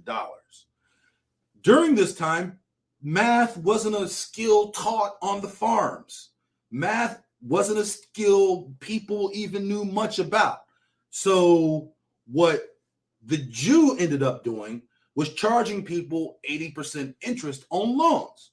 So if a person couldn't pay back an 80% interest loan, and they may not have even understood what 80% is, considering these were, in many cases, Jews were lending to people who were already poor, and obviously education and standardized education wasn't even a thing until 1800. So the idea that the average person even knew math is, crazy, right?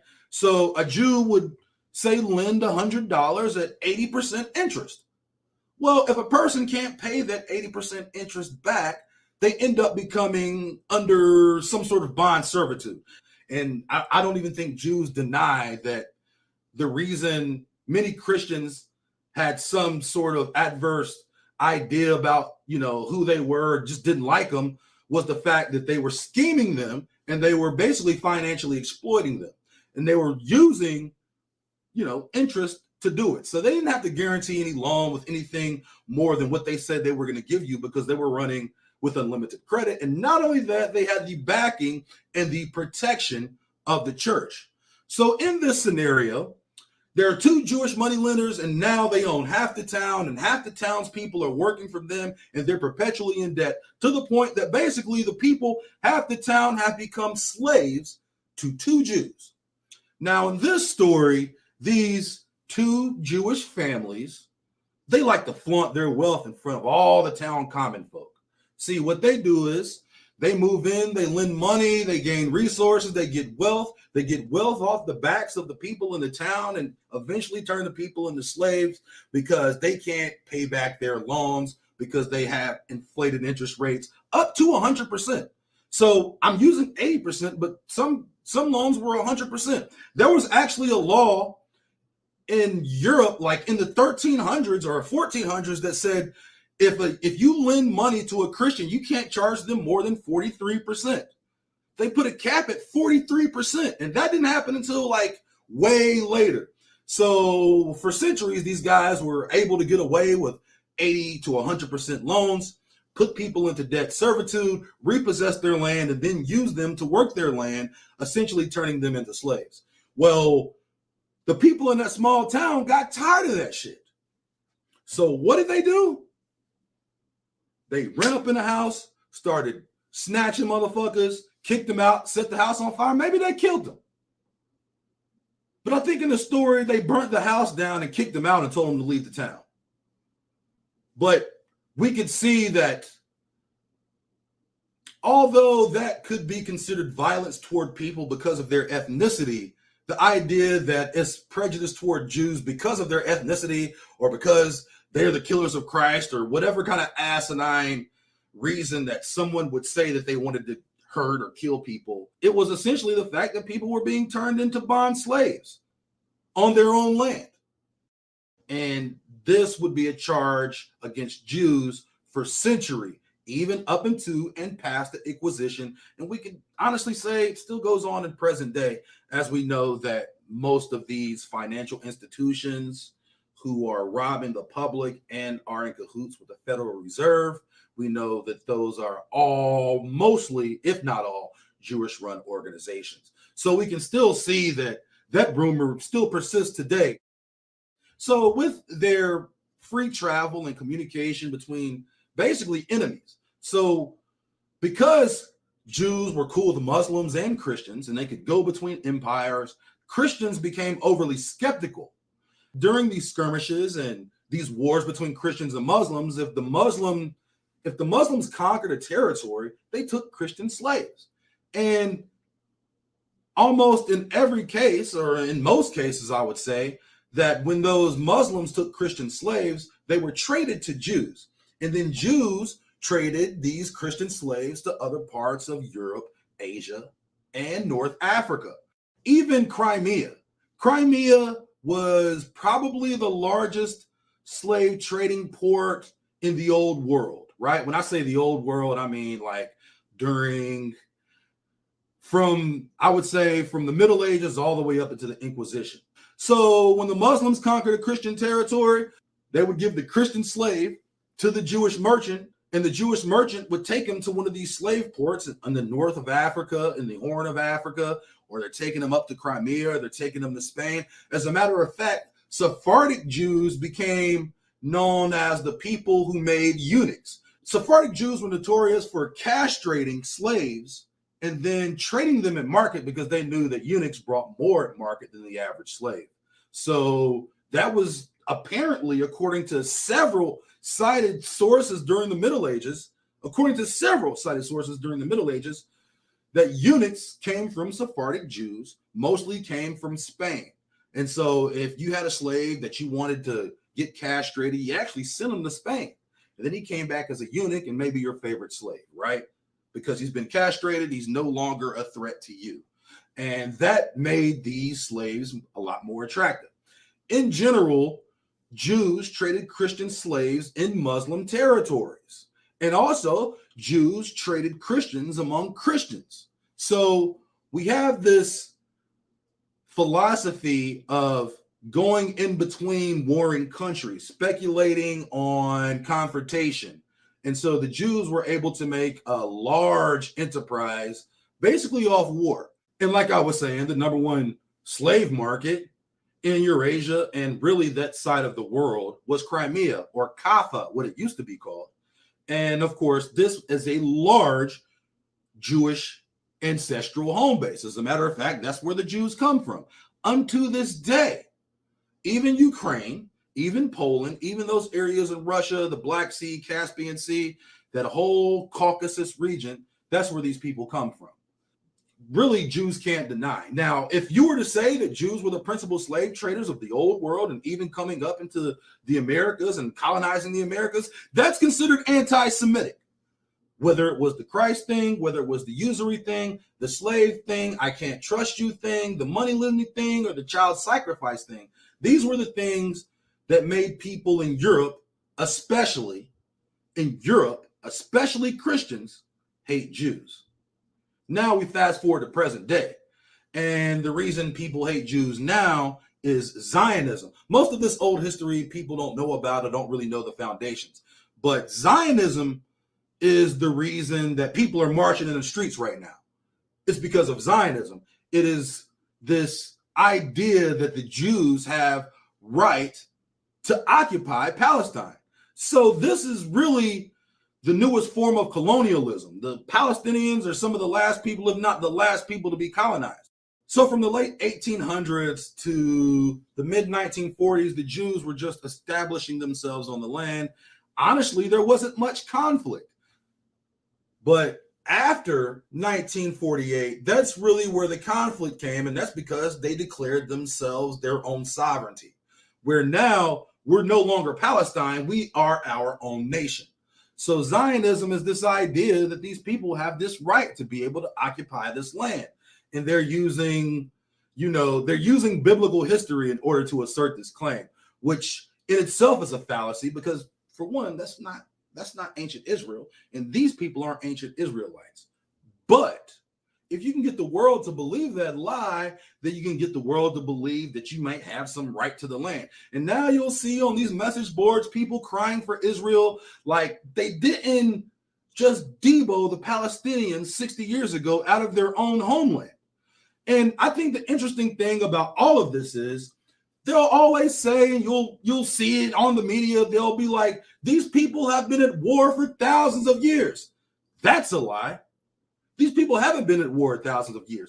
all of the violence, if not all of the violence, most of the violence, the majority of the violence ever perpetuated against Jews was under the hands of Christians. As a matter of fact, Jews and Muslims have been getting along well for centuries. The Jews have been able to practice their religion freely amongst Muslims for centuries. As a matter of fact, Jews and Muslims have been in business enslaving Christians for centuries. So this idea that they've been at war for 1,000 years is fucking bullshit. Coming up next, we'll dig deeper into the history of Zionism. Where the fuck Steve at? Where the fuck Steve at?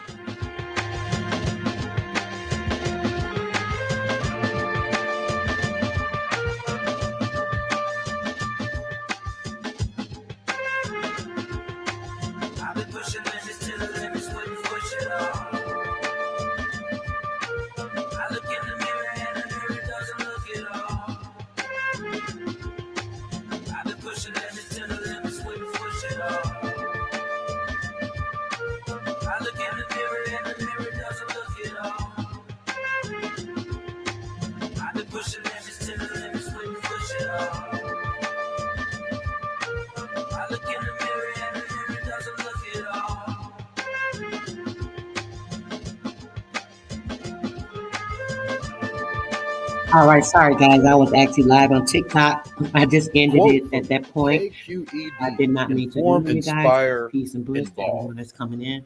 Quote, San Diego neo-Nazi arrested Peace, after sis. anti-Semitic incident Peace, see at Gladys. Anne Haven't seen Frank you in a house, minute, sis. Peace and ADL bliss. says. Oh, man. This is a screenshot of a video showing Robert Wilson, a member of the Goyim Defense League, the GDL. Okay. Like ADL, the Goyim Defense League. I like it. Driving a van covered with anti-Semitic messages through Beverly Hills. The video was posted to the Goyim Defense League's online channels in an effort to promote itself.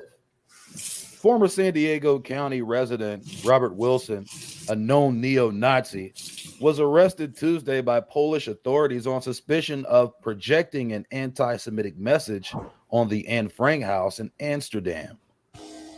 According to experts who monitor extremist activities around the globe. On suspicion of projecting an anti-Semitic message. What exactly does that mean? We'll keep reading. Amsterdam police said a 41-year-old suspect was arrested in Poland after investigation into the incident in February, when a laser projection appeared on the former home of Anne Frank, claiming her diary was a hoax. The stunt gained international attention and condemnation. Okay. So a laser projection on the Anne Frank house claiming her diary was a hoax. Okay. All right. It's a little stunt. I get it. Cool. It was a hoax, though. We all know that. The story is not true. I don't know if you knew that, but once again, in the vein of many other things that these people try to disconnect themselves from, like slavery or usury, the Anne Frank diary has been proven a hoax multiple times. They tried to debunk the hoax theory, but since then, even new publications have come out to say that the Anne Frank book was complete propaganda and bullshit. Though Amsterdam police did not name the suspect, citizen sleuths linked Wilson to the incident shortly after it occurred using digital forensic techniques. All right. The ADL, which monitors Wilson's activity, believes he has been living in Poland since fleeing the U.S. to evade hate crime charges in San Diego. On Tuesday morning, the 41-year-old Wilson posted a video he took of several Polish police officers approaching his house. In the footage, he tells officers in English, "I don't do anything illegal. My lawyer told me not to open." Staff at the ADL identify Wilson as the man confronting police in the video posted Tuesday. They say they believe he was arrested shortly after it was filmed. Other extremists have since circulated the news of his arrest, ADL West spokesperson Laura Fennell said. Okay, so he got arrested for projecting a message. Like what's the charge? Is it anti-Semitism? Is it vandalism? And if it's a laser projection, is it really vandalism? Is it like a nuisance crime? All right. Apparently this is a serious crime. It's like if somebody went to LeBron James' house and instead of actually taking a spray can and writing nigger on his garage door, which that was probably some bullshit too, right? Instead of actually writing it in spray paint on his garage door, they took a laser projector that says nigger on it. I don't know. And what's the charge? Wilson is a public-facing figure of the Goyim Defense League, a network of individuals in the U.S. who spread anti-Semitic and white supremacist messages online, as well as in person through flyer distributions, street demonstrations, and banner drops. The group was responsible for more than 450 propaganda campaigns last year, according to the ADL. Originally from Canada, Wilson moved to Chula Vista in 2016. Then in 2021, he allegedly assaulted his neighbor while yelling homophobic slurs at him and was charged with a hate crime. Before he could be prosecuted, he fled the country. So he beat up his neighbor and called him the F word, maybe. I don't know what he called him. Maybe it was a her. We thought it was a him, or him. We thought it was a her. Crazy, see that? Who knows? The San Diego County District Attorney Office has declined to say whether it was attempting to extradite Wilson to the U.S. It did not provide a comment on the Wilson arrest. Attempting to extradite him. Oh, they want to bring him back, which is interesting. So just in case you don't know, criminals who especially are Jewish and have ties to Israel can return to Israel even though they're facing charges in the U.S. So Roman Polanski can literally have pedophile charges and he can go hide in Israel. So Jewish pedophiles use Israel as a sanctuary to hide from American authorities when they face pedophile charges. So they think that he should be extradited for a laser projection and for quote unquote anti-Semitic propaganda. But grown-ass men who rape children can hide in Israel with no fear of extradition. But you want to get this guy, you want him to come back because it was a hate crime, because he beat up his neighbor and called him the F word. Meanwhile, Jewish men can sexually abuse children and go hide in Israel with no fear of extradition. Hey, I don't think pedophiles should be able to hide in Israel. All the protection and escape conviction in America. That's anti-Semitism, bro. You're a Nazi. Space Nazis. Space Nazis. The laser projection that occurred on February 6th referenced another anti-Semitic conspiracy theory. It claimed that Frank was the inventor of the ballpoint pen. The theory incorrectly alleges that Frank's diary was a forgery because it was written with a ballpoint pen, which was not common in Europe until after World War II. I don't know if you're like me, but in the 6th grade, I was forced to read the shit. Forced to read it.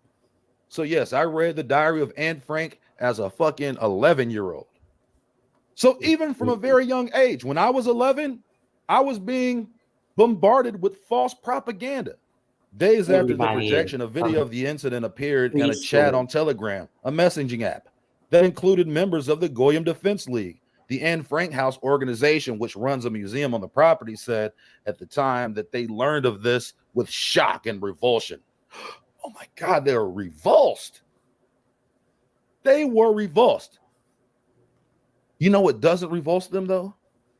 The sanctuary of pedophiles. Yeah. With the projection in the video, the perpetrators are attacking the authenticity of Anne Frank's diary and inciting hatred. The organization said in a statement, it is an anti-Semitic and racist film. We are acutely aware of what this means for the Jewish community and for the city of Amsterdam as a whole. Members of a citizen sleuth group known as the Capital Terrorists Exposers. A citizen sleuth group known as the Capital Terrorists Exposers this citizen sleuth group, like, what kind of people make up this group? Like, hey man, we're the capital terrorist exposers. Who, like, what is the spiritual makeup of a motherfucker who is known as a citizen sleuth, which was founded by a Netherlands resident, tied Wilson to the Anne Frank house incident using videos he posted in online channels. They provided evidence to the police showing that he was in Amsterdam at the time of the projection and drew the route they believe he took to get there from Poland in the days prior. Well, thank you, citizen sleuths, capital terrorist exposers. Thank you. They're like looking at shit like, nigga, I know that McDonald's. That McDonald's is fucking in Fuckville. He's at the McDonald's in Fuckville. They know that area over there. That's where their families are from. I know where he's at. He's over there in Fuckville on Petto Avenue. In their statement written in Dutch, the Amsterdam police said they also settled on a suspect shortly after the incident. After the projection, the Amsterdam Detective Department started an investigation in which the suspect soon came into their sights, the police said. Police believe the suspect left Poland immediately after the laser projection and have been in close contact with Polish authorities, the statement said. Amsterdam detectives traveled to Poland on Monday, joining Polish police during the search of the suspect's home and the arrest. They're looking for more anti-Semitic propaganda. This information is so anti-Semitic, it's violent itself. Just for you to say that is an act of violence. Just for you to propose an idea is violence. The Netherlands is in the process of requesting extradition. They want to extradite this motherfucker, but not a pedophile. The Amsterdam police prosecutor has requested the extradition of the suspect to the Polish authorities. A statement said a decision will be made later. End quote. KQED, San Diego. Looking out for the pedophiles. A CBS News investigation has uncovered a loophole that allows accused and convicted American pedophiles to escape justice by moving to Israel. So Ian Lee has been following this for more than a year, and he traveled to Israel for this investigation. He worked with a group that tracks people accused of sex crimes, which estimates dozens of Americans have used this loophole. Now, those are some citizen sleuths I can get behind. Pause. We are on a stakeout looking for this man, Jimmy Julius Caro, 48 years old and wanted on charges of sexually assaulting a 9-year-old girl in Oregon back in 2000 and a 5-year-old girl in Israel in 2001. He's considered dangerous. But these photos are a few years old, so we don't know if he'll look the same. He remains elusive. Previous attempts to capture him have failed. Obviously, the fear that he would somehow figure out that anyone's looking for him and bolt. He just called his number. Shauna Aronson got a tip that Caro's expected at this clinic near Tel Aviv. Who's going to call the She's police with JCW, Jewish Community Watch, an organization that hunts down accused pedophiles who flee to Israel from the U.S., exploiting a process called Law of Return, whereby any Jewish person can move to Israel and automatically gain citizenship. The ease with which pedophiles seem able to use this law as an escape route haunts victims like Mendy Hoff, who says he was abused from age 8 by a teacher at an Orthodox Jewish school in Los Angeles. So your classroom is right here. How does it feel being back? I was very anxious and, stressed coming back. A lot of memories coming to my mind. Memories of his alleged abuser, Mordechai Yomtov, who taught him Hebrew studies when he was just 8 years old. So in the beginning, he would just rub me like outside of my pants, and then I would say about 3 to 4 months later, he started going like in. Reaching down your pants? Yeah, it's reaching down. Why did you feel like you couldn't tell anyone? I was scared. I was ashamed. I just didn't know what people would think of me with the whole situation. Yomtov pled guilty in 2002 to sexually abusing and committing lewd acts against 3 other boys. He served jail time, but when he was released, he violated his probation and, according to JCW, fled to Israel with help from individuals within the Orthodox Jewish community. JCW tracked Yomtov down and confronted him with a hidden camera in Jerusalem, where he admitted to illegally fleeing the United States with help and using a fake passport to enter Israel. supposed to be every 2 weeks to the police station. Getting on parole. Anyways, I left within a week later. He had this message for his victims. I'm very, very, very sorry. The other person in this video is Meir Very Sewell, sorry. the founder of Jewish Community Watch. He tells CBS News Yom Tov's case isn't uncommon in the Orthodox community. Now this is good citizen sleuthery. The same thing that's going on in the Catholic Church right now around the world, the exact same thing happens in our community.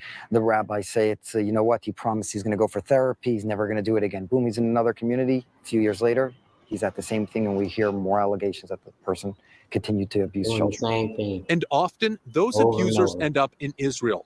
Rabbi Yehuda Oppenheimer says he unwittingly helped Caro escape. There was nothing that raised any red flags up to the point where he was moving to Israel. Well, I wish I could say that, but unfortunately I can't say that. So he had violated his parole, and now they were looking for him. He said that there was something in the past that had happened when he was young, but nothing had ever happened since. I've changed and I'm a different person now. But Nigga, you know what you was doing. You was helping that nigga try to escape. Don't even act like you ain't know what's going on, bro. So I He a wrote him a damn peddler letter, damn and, self. he bought a ticket. That's why he was and obliged to help him. He left. Caro is accused of abusing more children when he got to Israel. Where you at, Steve? Is that a blue sticker on your shit? Oh, you a Zionist?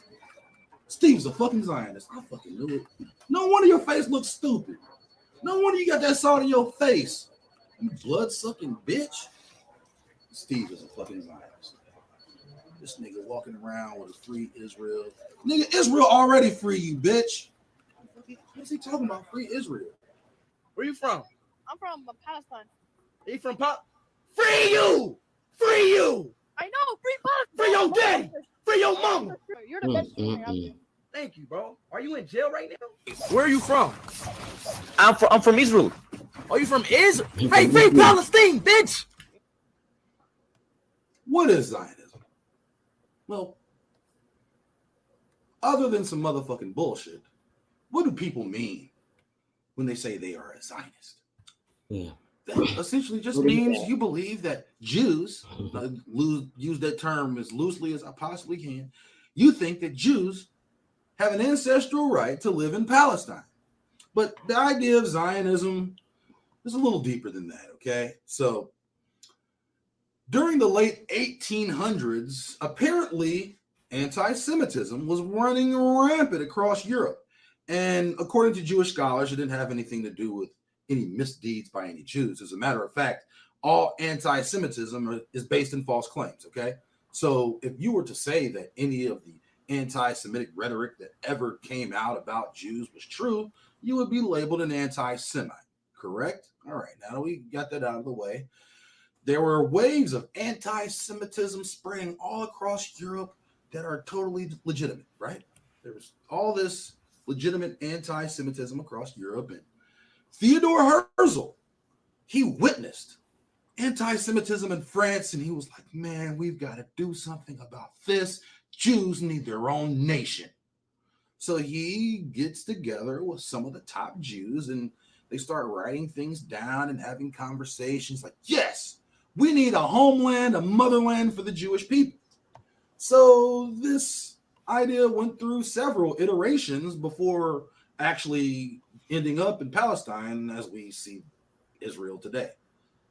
But would you be surprised to know that the first scheme was actually to move the Jews to Uganda? That's right, in Africa. So had that plan gone to fruition, then they would be displacing Africans out of Uganda. But instead, we'll find out that all roads perfectly led to Palestine, the perfect place for Jews to reclaim their motherland. So Theodore Herzl and his friends had come together and made proposals, and they were just trying to get this land of Israel idea off the ground, right? Well, then came the perfect opportunity, World War I. Now, after these waves of anti-Semitism, you would be surprised at the amount of publications who were calling for the rescue of 6 million Jews in Russia. Publication after publication posted across the press, across America, that 6 million Jews were in dire straits in Russia and were on the brink of extermination. 6 million Jews in Russia. And at this time, and pretty much throughout world history, Russia has always had the largest population of Jewish people. However, if you ask Jews, they're really not from Russia, they're from Palestine, right? But Russia has always had the largest Jewish population. And according to the scribes, all of this anti-Semitism run amok across Russia, okay? And really it gave European Jews reason to want a homeland, and they fought hard to get that homeland. They fought so damn hard, all right? So they fought, all right? They fought so hard. They claimed that place through blood, apparently. Anyway. Nazis in space, Nazis in space. This is when the plan to colonize Palestine finally got some legs. Because before then, they had tried. So the Rothschilds had funded a colony back in the 1880s. So Jews had already started migrating to Palestine long before Palestine was created for the Jews. They were planting. And how did they create these colonies? It was through the money that they stole for the oil rights that Sarah Rector had. The 11-year-old millionaire, indigenous female in Oklahoma I told you guys about. The Rothschild tried to marry her. They couldn't get her. She didn't want to marry him or would not. Then she ended up marrying one of their conservators. So she went into conservatorship, or a marriage per se, with another one of their YT friends. And they took over all of her oil, all her oils, her oil rights and everything. And they started all the oil companies, all from Sarah Rector. And some of the other, I'm pretty sure she wasn't the only one. It's just she was the richest. And some of the other ones that were over 412 other indigenous oil owners that had land with oil, and they were selling the oils and things. So their rights have been stolen too. The seeds for this idea. And it really started with the bankroll of the Yeah, he's Rothschilds. fired. And similarly to the Jews in the Middle Ages, the Rothschilds got rich by speculating on conflicting war strategies. So we can see there's a mode of operation. Let's just tell the story. So at some point, about the Bank of England, I showed y'all that. World War I. Remember, I showed y'all the first. The British was created, and then this is how they start ciphering. Then they start making your birth certificate and your social security card so that they tie into them, and they're able to monopolize off of you. Able to conquer the Ottoman Empire. Conversely, the Germans were on the verge of conquering the British. If America didn't get involved in the war, the Brits would be known as North Germany. So during this time, England had always had, the Brits had always considered themselves the top of the naval world. But the Germans came out with the submarine, aka U-boat, and they shot all that British shit up out the water. Nazis in space. They had blockaded the entire British island, and nobody could leave. And nobody could come in. So basically, they were. I don't when I say things, I'll mention it like you've seen it. So since you haven't known or heard that before, I did a build on it last year. I think I did another build on it with Heru when he talked about the moon, the flower moon story. And I exposed that flower moon story was covering up yet another lie of these damn natives, talking about what they did in the flower moon and suffered, but they're not talking about Sarah Rector and all the other 400 and something indigenous people that owned all the oil in Oklahoma, and they stole their rights and stole their land misappropriately. So you already know if your family come from Oklahoma and you had rights to some of that land, you got rights to it right now, because the allodial title still stay in the family's name. They can ruin that. Yeah, I need to be checking this stuff out. All right, let's go. From the rest of the world and could not receive aid.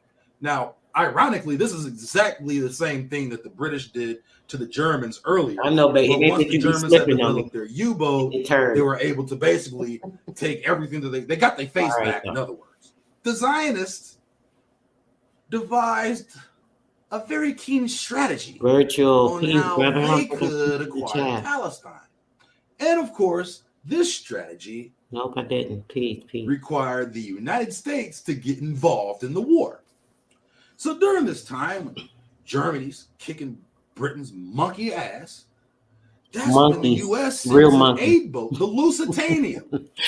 You talk about an evolution story. They talking about the real monkeys. A civilian merchant vessel into treacherous water. Let me go back in the middle of wartime. So of course, what happens? Rather be going they shoot down the Lusitania. Got all that British shit up out the water. Nazis in space. They had blockaded the entire British island, and nobody could leave and nobody could come in. So basically, they were isolated from the rest of the world and could not receive aid. Now, ironically, this is exactly the same thing that the British did to the Germans earlier. But once the Germans had developed their U-boat, they were able to basically take everything that they got their face back, in other words. The Zionists actually about to make me some more tea and I'm stepping away. A very keen strategy on how they could acquire Palestine.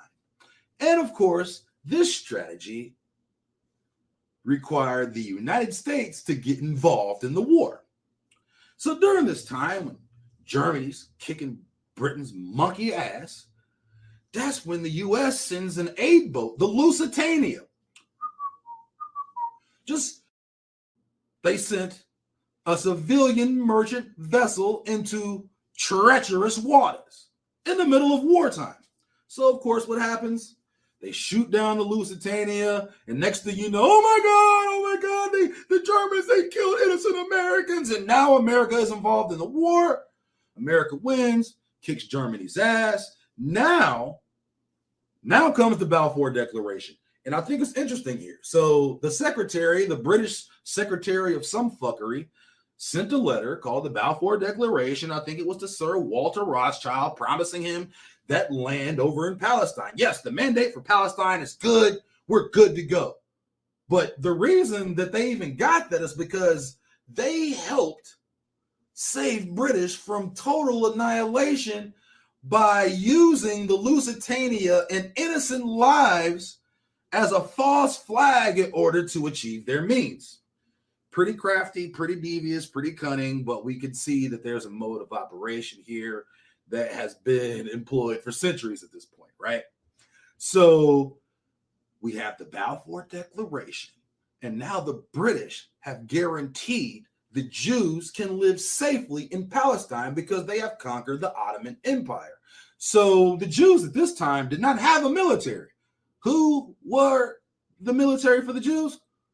It was the Brits. So the Brits were actually the military for the Jews during their establishment in the early days of Palestine.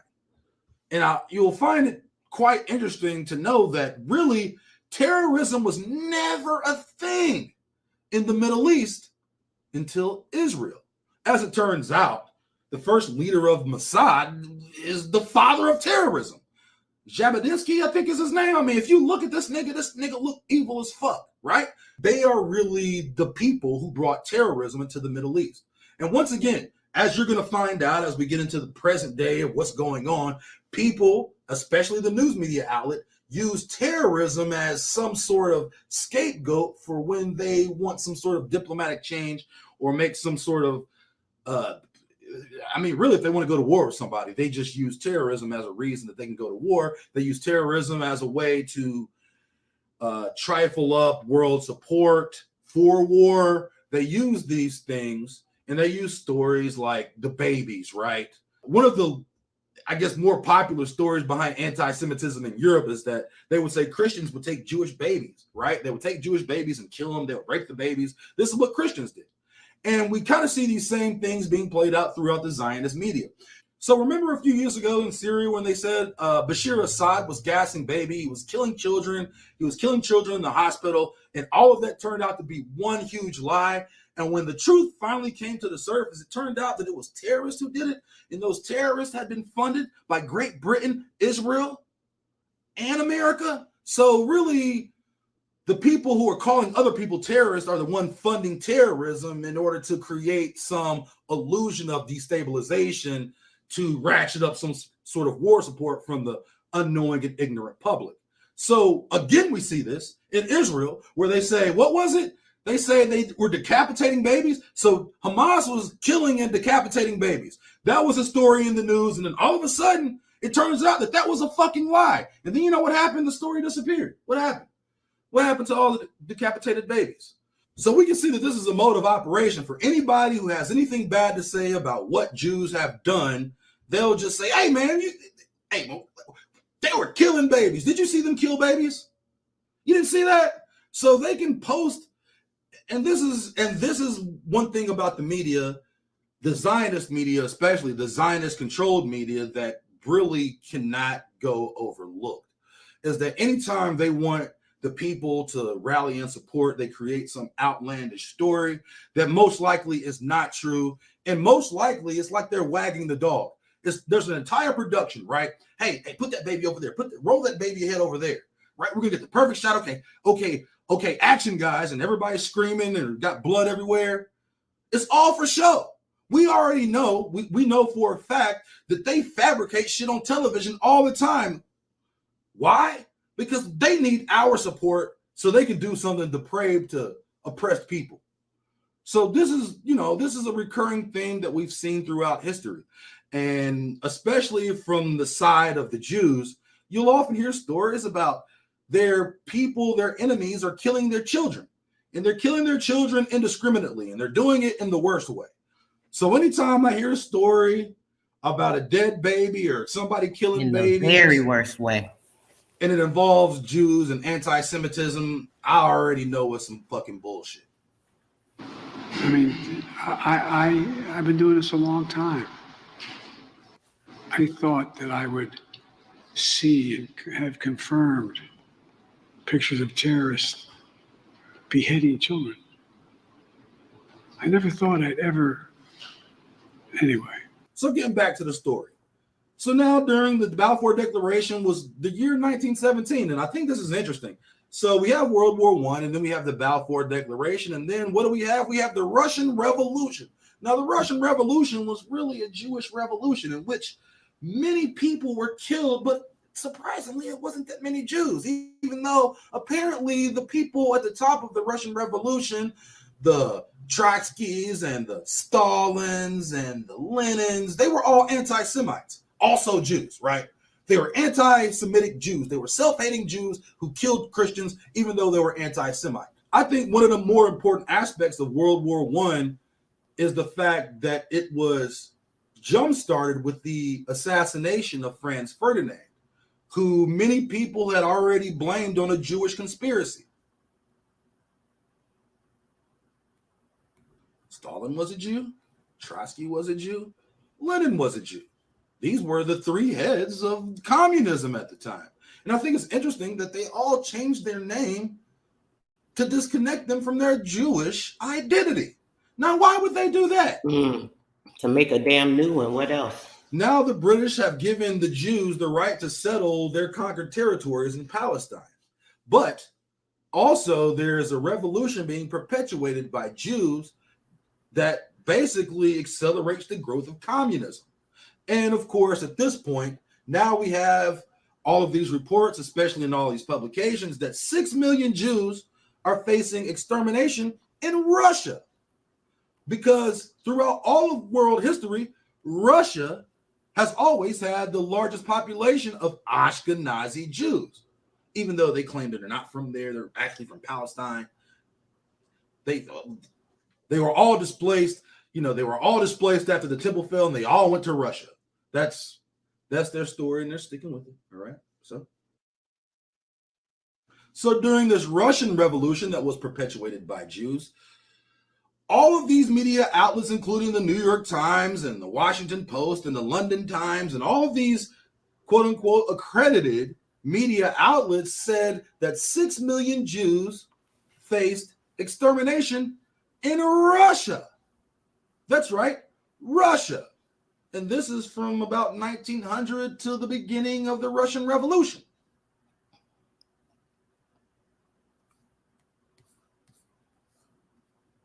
But after World War I, Germany faced reparations. So the German economy was in a shitter.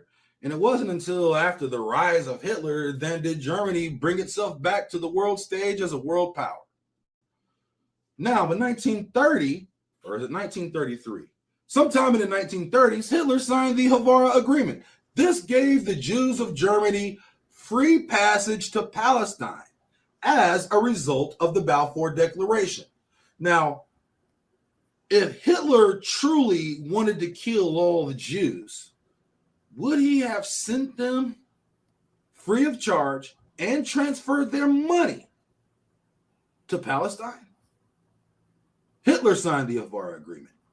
And basically, it was a friendly agreement between him and the Jews of Germany that you guys can relocate to Palestine because almost 2 decades earlier, you guys claimed that that was going to be your new homeland, right?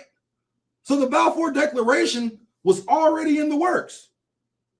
Hitler said, hey, man, if you Jews want to go to Palestine, cool. Matter of fact, we'll transfer the money over to their banks. You good to go. This is a true story. But of course, as we know, apparently Hitler killed 6 million Jews.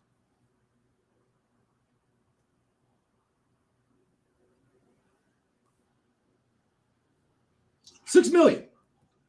Now, remember when I was saying that Russia had the largest Jewish population in the world at about 6 million? All the press did was move that 6 million number over from Russia to Germany. But see, here's the problem. At no point in world history, up until that point, at any time, were there 6 million Jews ever in Germany. There were never 6 million Jews in Poland. There have never been anywhere close to 6 million Jews in Poland and Germany combined. Now you're telling me that even if Hitler killed every single Jew in Germany and every single Jew in Poland, that still wouldn't equal 6 million? So did he go to other countries and kidnap other Jews and kill them? Now, according to the 1926 Almanac, there were 600,000 Jews in Germany in 1926. According to the Jewish Telegraphic Agency, 1/3 of the Jewish population was 135,000, meaning there were less than 500,000 Jews in Germany before the Holocaust. Before the Holocaust. There was less than 500,000 Jews in Germany before the Holocaust. So where did the 6 million number come from? And you'll see it now. You know how many people say, my grandparents escaped the Holocaust. How many motherfuckers can escape the Holocaust? When there was less than 500,000 Jews in Germany, but they all escaped the Holocaust? They all did? Hitler went to Russia, kidnapped all the Jews from Russia, brought them back to Germany, maybe brought them to Poland, killed every Jew in Poland, right? Killed every Jew in Germany. He killed every Jew, and now we got all these Holocaust survivors. I mean, can anyone dispute the 1926 Almanac? We'll say you can dispute the 1926 Almanac that says that the population of Jews in Germany was only 600,000. Well, can you dispute the Jewish Telegraphic Agency that says that 1/3 of the Jewish population of Germany was 135,000? Because if that's the case, then the Jewish Telegraphic Agency is anti-Semitic. And I guess I'm an anti-Semite for quoting a Jewish resource. Or am I anti-Semitic because I quoted the Almanac? Nonetheless, the fabrication of numbers and playing both sides of conflict is a mode of operation that can't be avoided from the inception of these people until present day.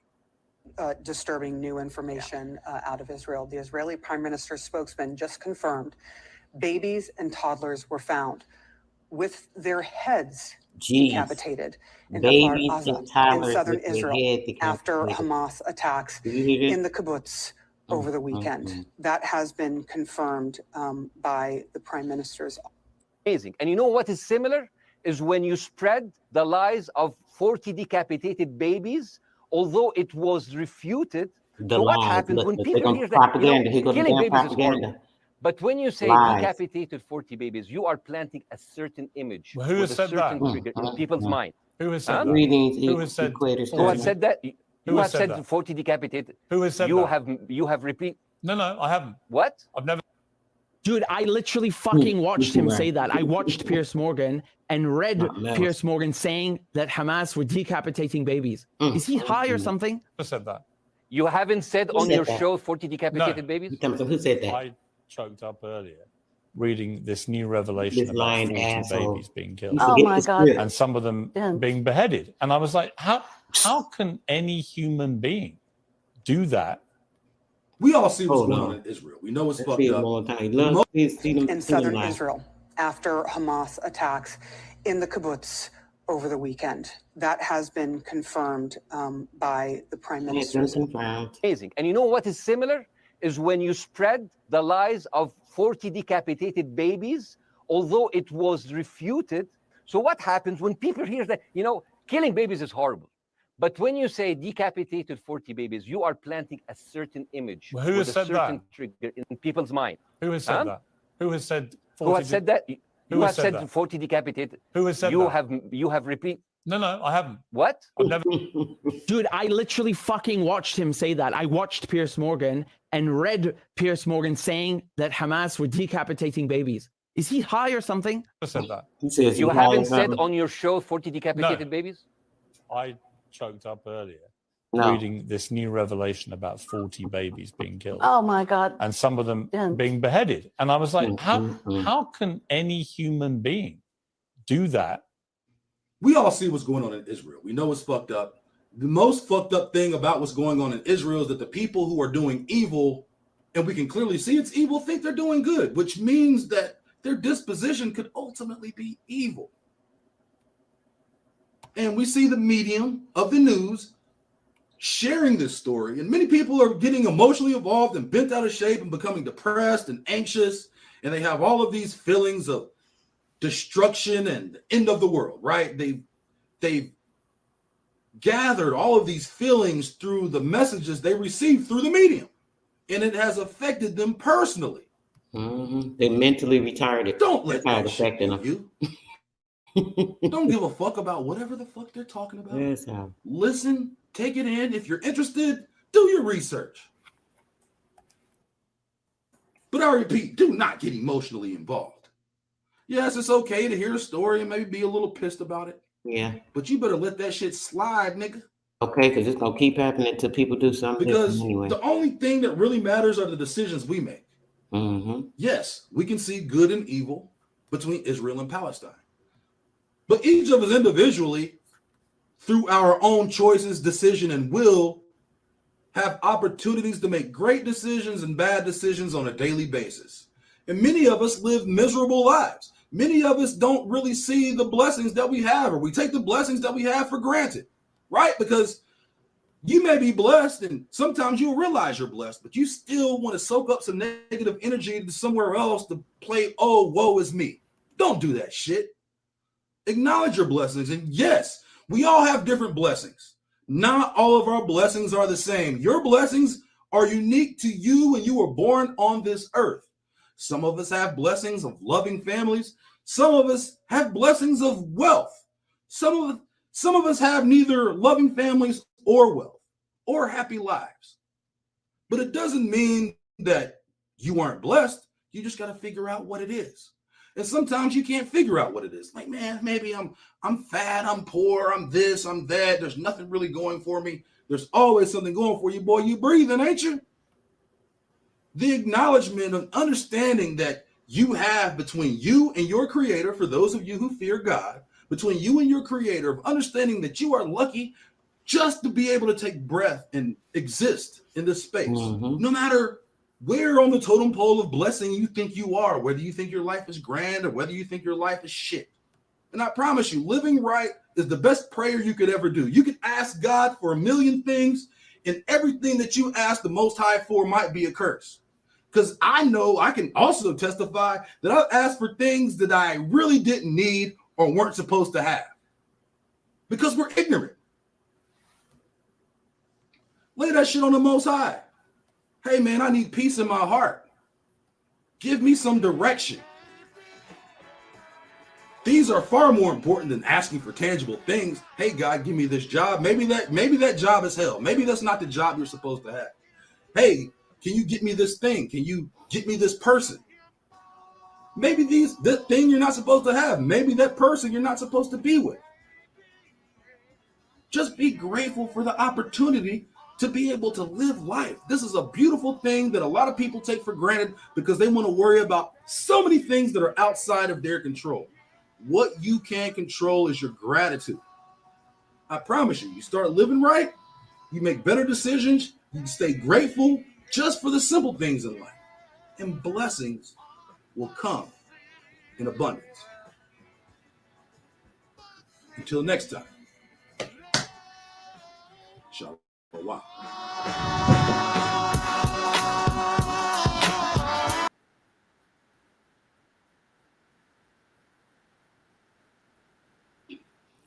Y'all know that brother Fire too. All the time. He always got the best information.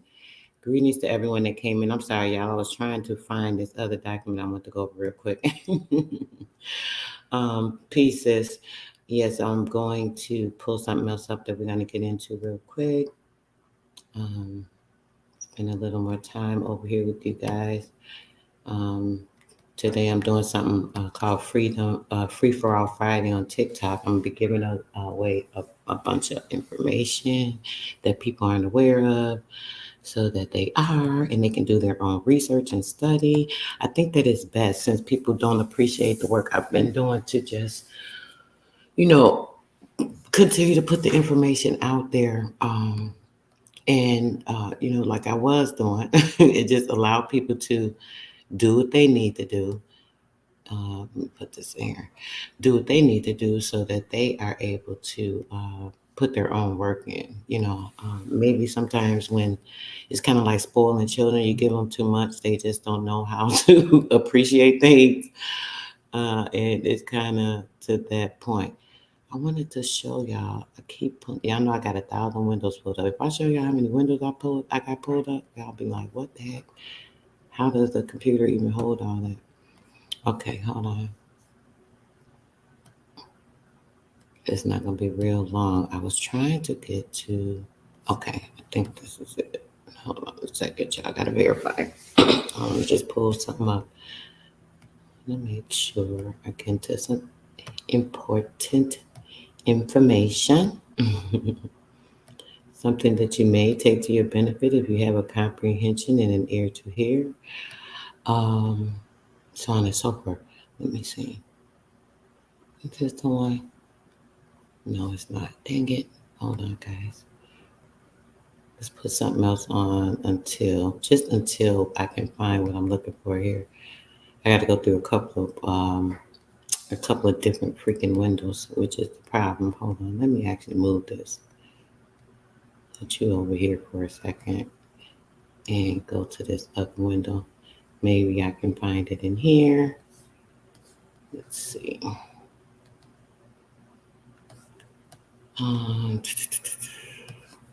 Okay, this may be it. Goodness gracious.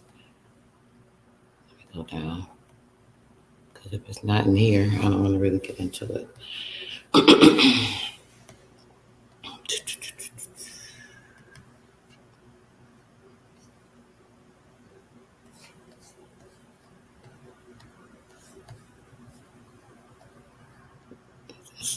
Oh, this is it, I think.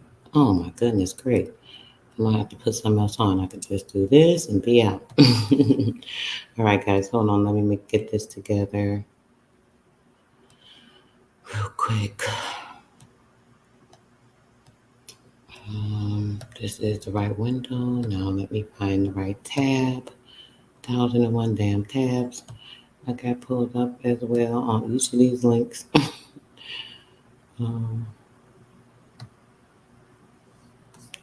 this it? I think I have went too far back. Dang it. I probably should have just put something on, huh? I should have just put something on for y'all. If y'all don't have the patience, honey, I don't know what to tell you because y'all already know. All right. This is not it either. Okay, hold on, guys. Still not the one. God dang. I'm going to try to close some of these windows out today.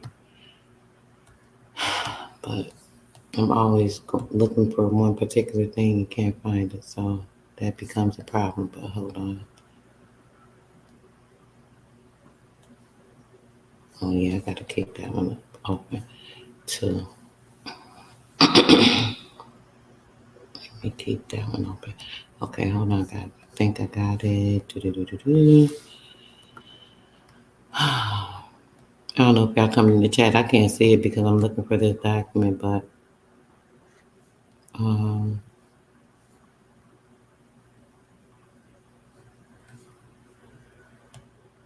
I can't find it. I might just wait till next time because I'm getting aggravated looking through these documents. I mean, these windows trying to find it. And I do not like to get aggravated. I do not like to get, my energy in an uproar. So I don't know. Because there's certain stuff I can't really do here. Let me see if this is it. I'll check 2 more windows, guys, if I can find it. Let's see. Let's see. Is this it? I swear. 1.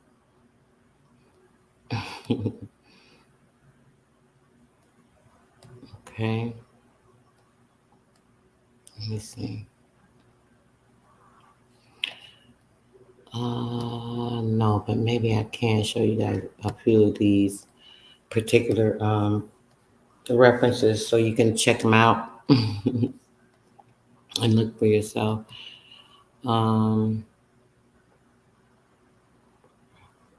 Okay, 1, 2, not that, not that.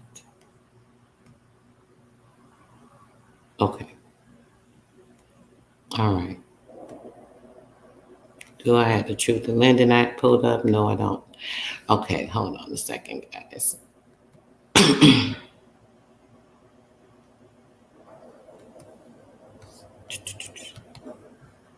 Trying to get y'all into the window that I just found. I got too many windows pulled up to even figure it out right now.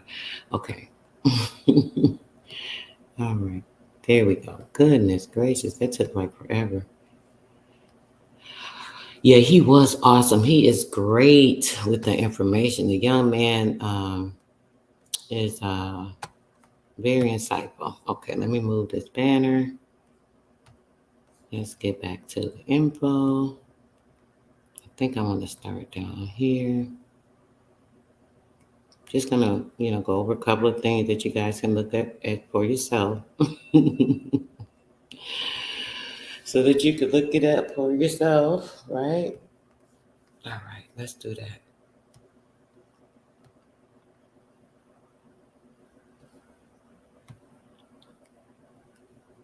This is simple.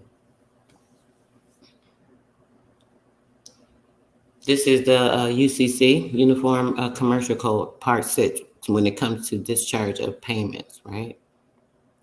It tells you right here in Part 6, discharge of payment, discharge of payment.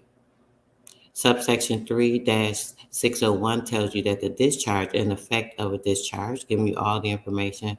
Subsection 3-602, which is the payment of the discharge, and giving you all information. Subsection 3-603, tender of payment. What is the tender of payment? We're going to check this out. And subsection 3-604, discharge of by cancellation or renunciation. What is renunciating? Right? Do you know what renunciating is? Cancellation or discharge or renunciation. Okay. We also have subsection 3-605, which is the discharge of secondary obligors. Who is a secondary obligor? How could you be a secondary obligor when there's one obligor that I would set a contract up with?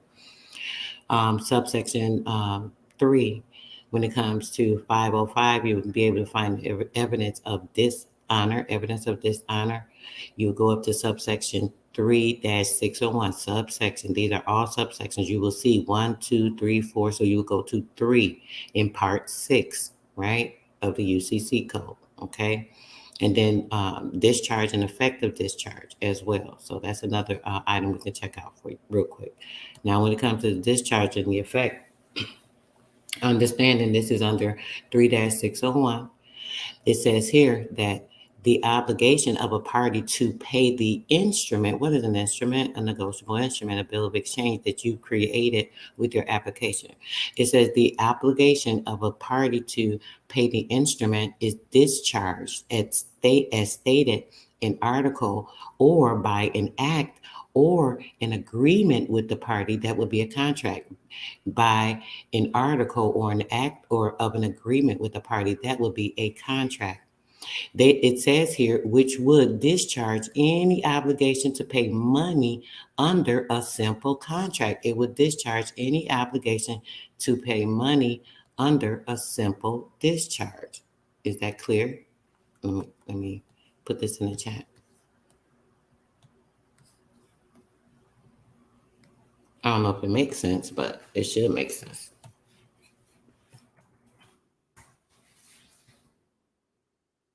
Also, Part B, it says that to discharge the discharge of the obligation of a party, the discharge of the obligation, discharging an obligation. What is an obligation? You're obliged to pay a monthly payment, the cost of this large ticketed item. That is an obligation when setting up the contract for an item that you need. So in order to have the efficiency of understanding what the discharge of the obligation is of a particular party is not the effective is not effective against a particular person that's acquiring the rights of the holder in due course. Who is the holder in due course? Just so you have a clear understanding. The holder in due course, right? Holder in due course means the holder of an instrument. What is an instrument? An instrument is something that is created, right? It creates. An instrument is a negotiable instrument. It is a bill of exchange, an application, a contract. It says that the instrument, when issued or negotiated, negotiable instrument that is negotiated to the holder in due course, not bear such an apparent evidence or of a forgery or an alteration, or is not authorized, nor irregular or incomplete as to call into question its authenticity, right? And the holder is to take the instrument for value. The holder, right? The holder took the instrument. What is the negotiable instrument? We just went over that, for value, in good faith, without the notice that the instrument is overdue or has been dishonored, or that there is an incurred default with respect to the payment of another instrument that was issued as part of the same series. Each instrument being a bill of exchange, being a like a payment. You have a payment booklet, and they're saying, hey, send this in each month. That is a instrument, your negotiable instrument. How is it endorsed? How are you handling that negotiable instrument?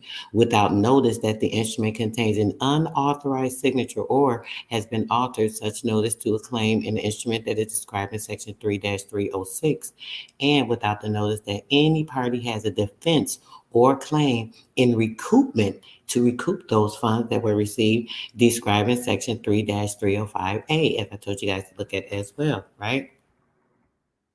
Now listen, in B, the notice of a discharge of a party other than a discharge is an insolvency proceeding, insolvent, making it insolvent, right?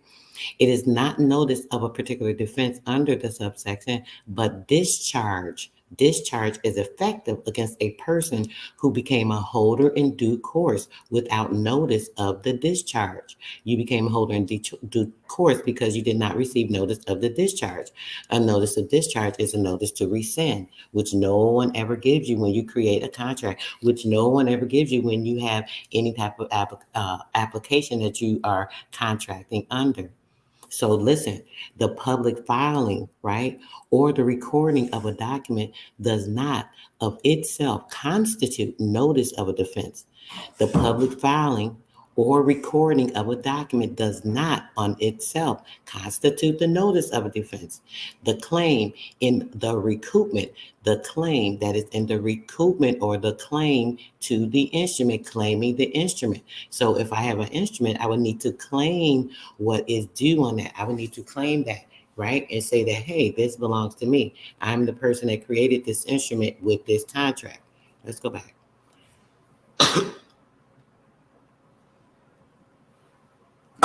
Excuse me, guys. Of a party is not effective against a person acquiring rights of the holder in due course, right, and the instrument without the notice of discharge. So giving notice to discharge the instrument, right? You would give notice to discharge the instrument. Giving the notice, letting them know that you are aware that you have the right to what? Rescind the contract, because you did create the contract, right? You're the creator of the contract.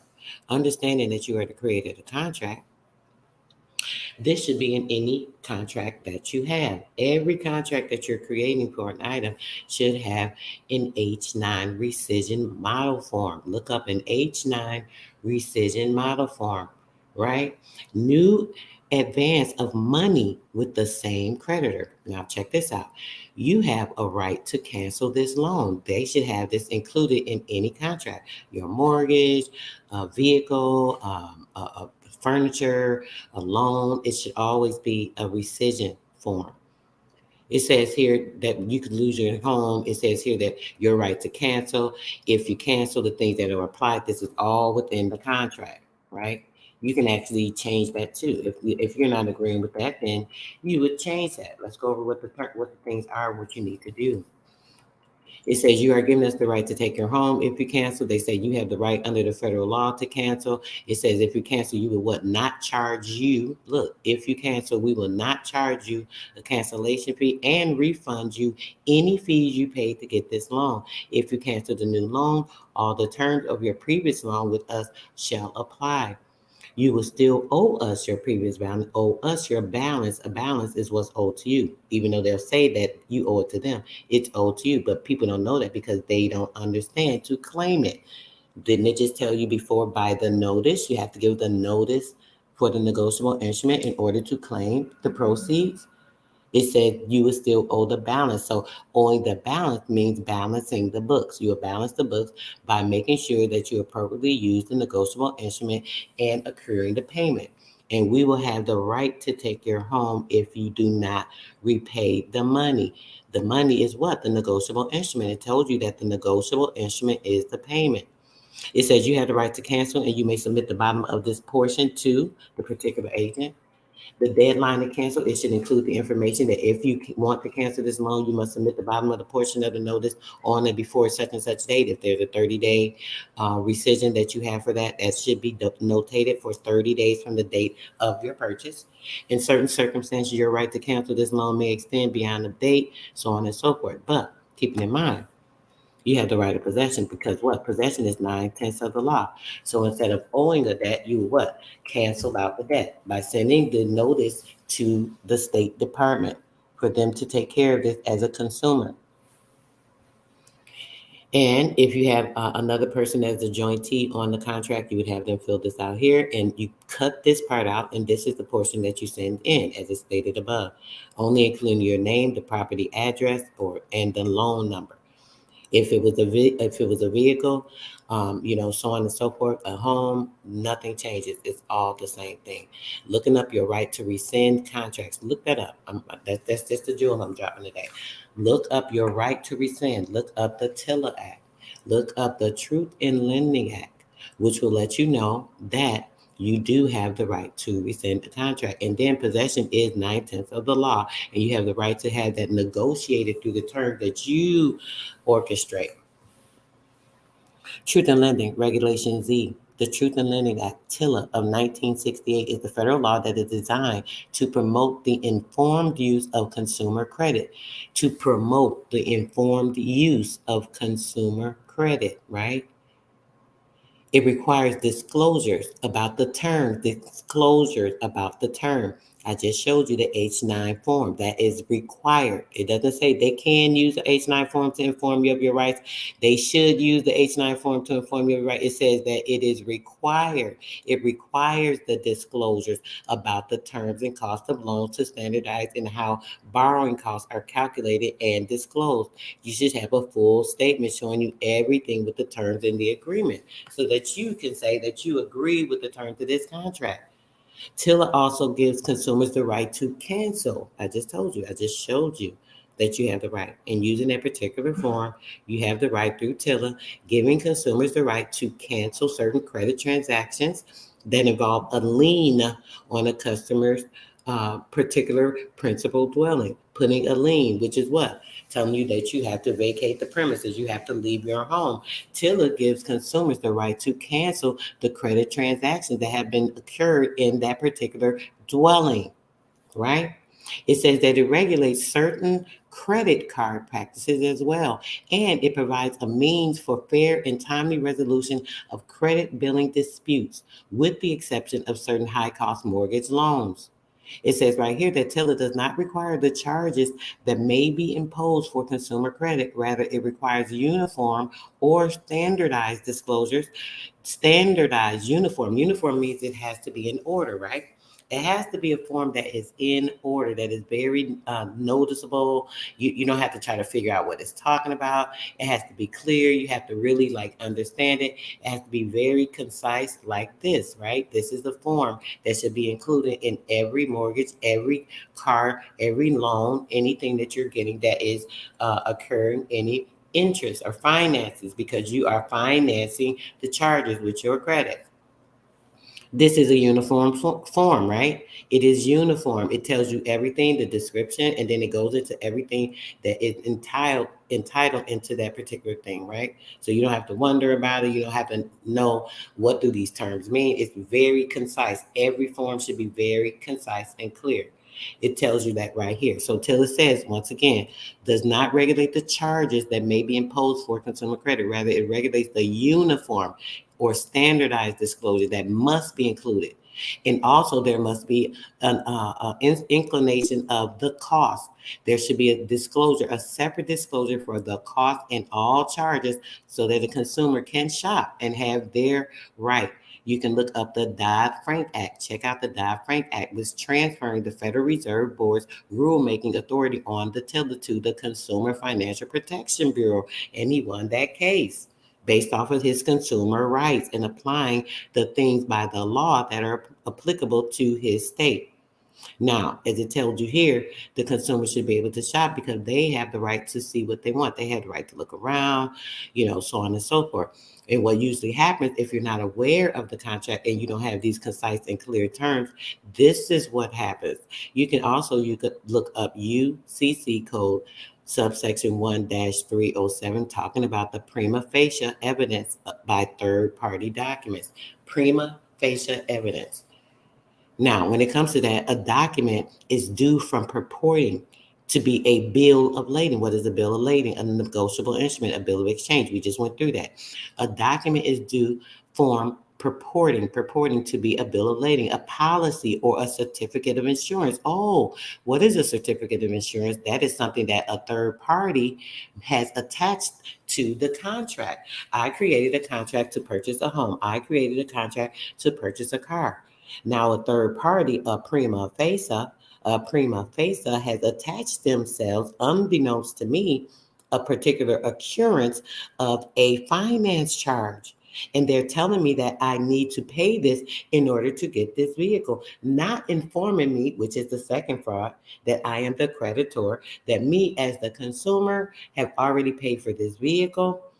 It is prepaid. It is predestined for me to get it. When I came and gave my applicable credits with my application, my social credit, my social security, that goes back to my state to pay for my consumer needs that are essential needs provided by the state, right?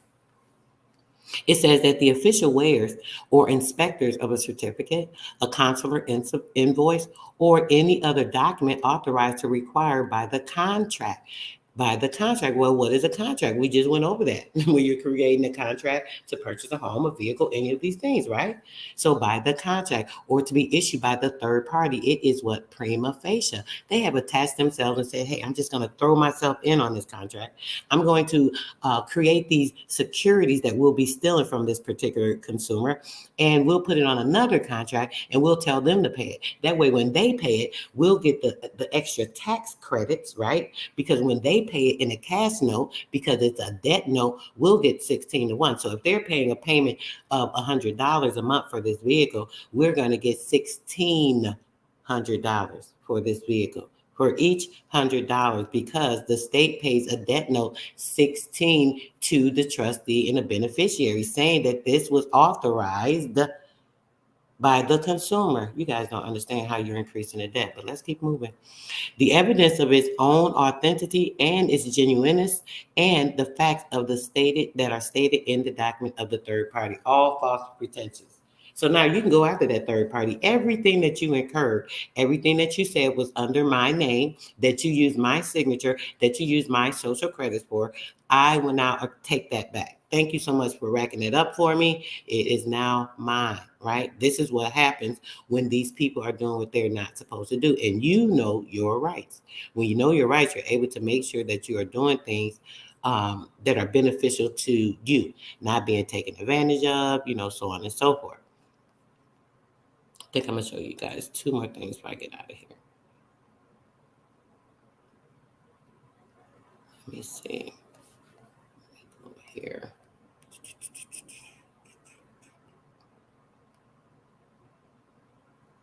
That might be too long. I don't want to go too much into that.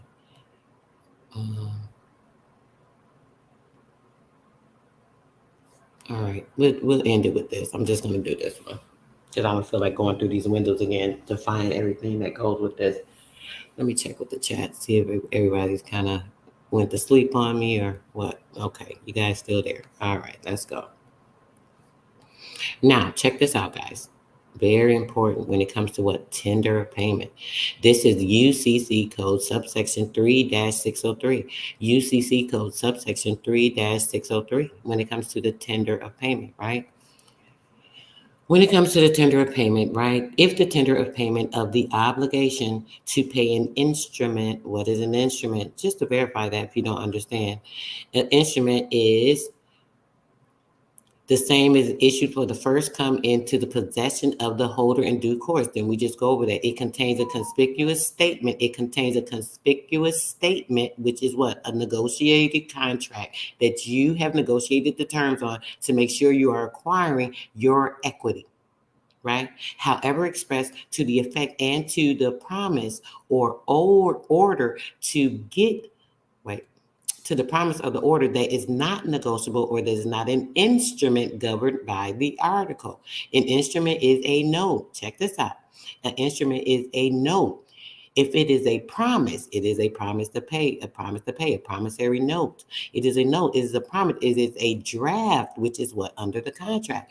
If it is an order, if an instrument falls under this particular definition of both none and draft, a person, which is a particular corporation doing business in commerce, a person entitled to enforce the instrument may treat it as either. So you can enforce it because what? You are the person that is the enforcer. Let's get back to it. Now, when it comes to that, it is made to a person that is entitled to enforce it. Then we just read that because you are the person. You are the person that is entitled to enforce.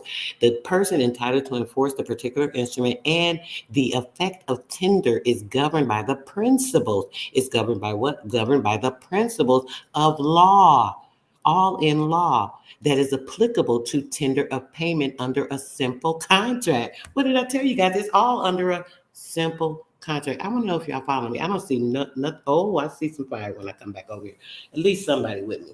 You feel me, brother? You see it's simple, it's plain as day. It's telling you, and it's right in your face, right under the law that they created, right? B, If tender of payment of an obligation to pay an instrument is made to a person, to a corporation, it says made to a person, made to a corporation that is entitled to enforce the instrument, and the tender is refused. Listen, if they refuse it, they say, hey, I'm not taking this negotiable instrument. Hey, I'm not taking this bill of exchange, even though I just created with you guys under this willing contract. Check this out.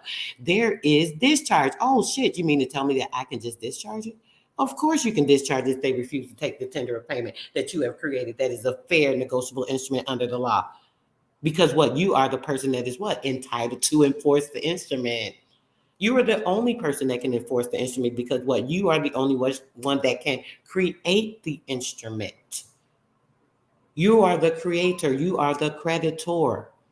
So once you create the instrument, once you've applied your credit in your epidestral signature, that you have applied the energy of currency, your energy, in writing this particular note, creation of this document, using your imagination and your fortitude to make sure that you are being treated fairly when it comes to the equity, showing that you are feeble-minded, not feeble-minded, I'm sorry, showing that you are not feeble-minded, showing that you are able to stand in your E state, which is a current state of being, right? In your mind, in your E state, your energy state, using your proper currency, which is the mind state, being under the right mindset. I hope y'all understand that. Let's keep moving. There is discharge. I'm going to read it again. There is discharge. Make sure that you guys hear that. I've read it for the third time. To the extent of the amount of the tender. Oh, I can extend the discharge to every single cent that the cost of this. If it's a $95,000 car, I have the right to discharge it. It just said it right here. There is discharge if they refuse to take your tender of payment. It says it right here under the law. Right? To the extent of the amount of that whole entire tender, what you just created, right? Of the obligation of an endorsed or accommodable party that is giving the right of recourse. Giving the right of recourse. You have the right of recourse. Don't you have the right of recourse? Of course you have the right of recourse. Right?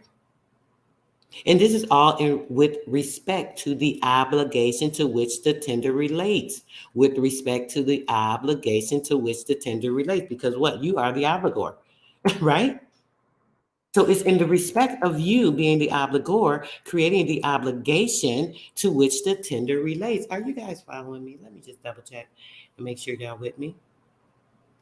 Do you guys understand that? You hear it, Stephen? You hear it? Is it loud and clear? Put a 1 in the chat if it's loud and clear. Put a 1 in the chat if it's loud and clear. Let's keep reading. I'll check back with you. Now, check this out. It says, if the tender of payment of an amount due on an instrument, if the tender of payment on amount due is an instrument, just to reinforce that information for you guys. What did we say that an instrument is? All of these things, a promise or an order. An instrument is a note. It is a promise to pay. It is a draft that is reinforceable. It is an instrument, right? Right? We're very clear on that, right? You guys get that, right? Or an instrument is made to a person entitled to enforce the instrument, the obligation of the obligor to pay, the obligation, which is the obligation that you created, of the obligor, which is you, the obligor, who to pay interest after the due date on a particular amount that is tendered, is discharged. It is what? It is discharged. Do you guys get that? Let me check back with the chat. See if I got a 1, because y'all ain't following me. I'm about to drop off right this damn second. Kenneth is with me. Virtual is with me. Okay, it's 2 of you guys with me. So at least someone's paying attention. I'll finish this out for you guys then. Let's go. It says, if the presentment, right? If the presentment is required with the respect to the instrument and the obligor is able and is ready in the obligor, which is you, when you are able and ready, right? When the obligor is able and ready to pay on the due date at every place of payment, to pay on the due date. This is important. Pay on the due date at every place of payment stated in the instrument, the place of payment that is stated. Damn, I got tongue twisted. The place of payment that is stated in the instrument, the obligor is deemed the obligor, which is you, you are deemed to have made tender of payment. Well, what do you have to do? You just have to make sure that it is required with respect to the instrument and the obligor, your requirements, is able and ready to pay on the due date at the due date at every place of payment. Every place, it says every place of payment, endorsing the instrument, endorsing the negotiable instrument, stated in the instrument, the obligor is deemed to have made tender of payment. That's all you have to do. Endorse it make sure that you return it on the due date. And you have made what? Tender of payment of the due date to the person entitled to enforce the instrument, because you are the person entitled to enforce the instrument, right? Does it make sense? Does it make like clear, concise sense? Because it really should. I don't know what to tell you if it don't. Since I got two other brothers here that are understanding this, to make sure you guys are clear, let me find one more thing real quick, just to kind of reinforce that a little bit. I like to kind of reinforce things sometimes.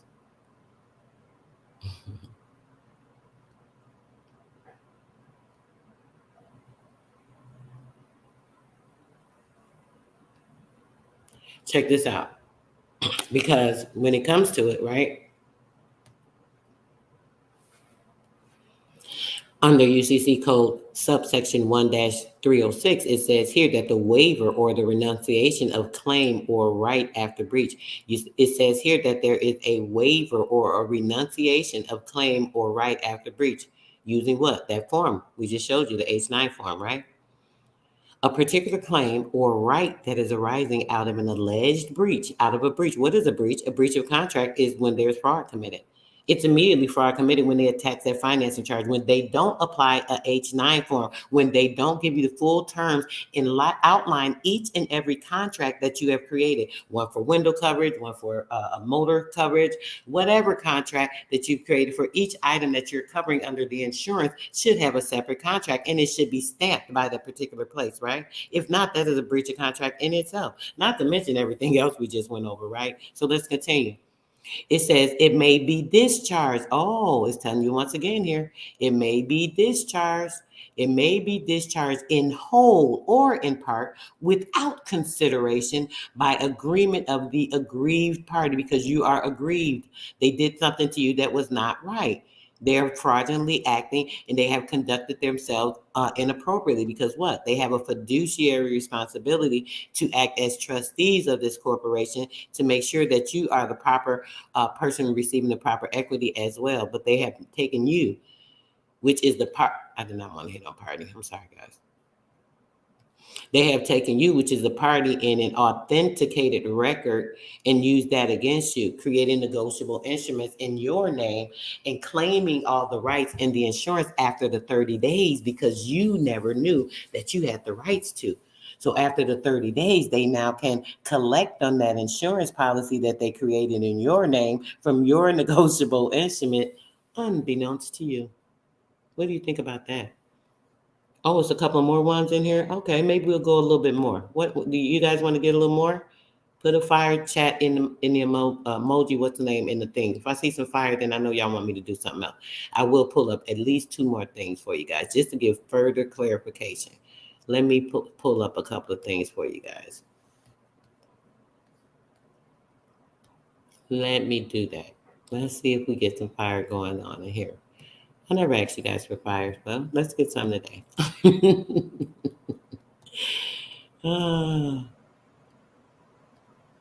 Oh, this might take too long. Okay, I won't do that, but let's do this. Hold on.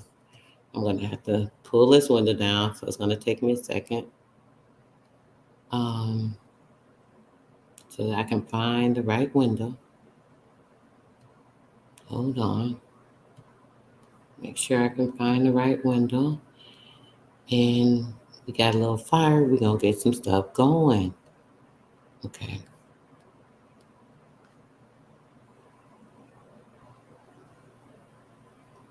All right. And let me show you guys this so you can be reaffirmed that I'm not just, this is going to make real perfect, clear, concise sense to you guys. Once you see that, hold on.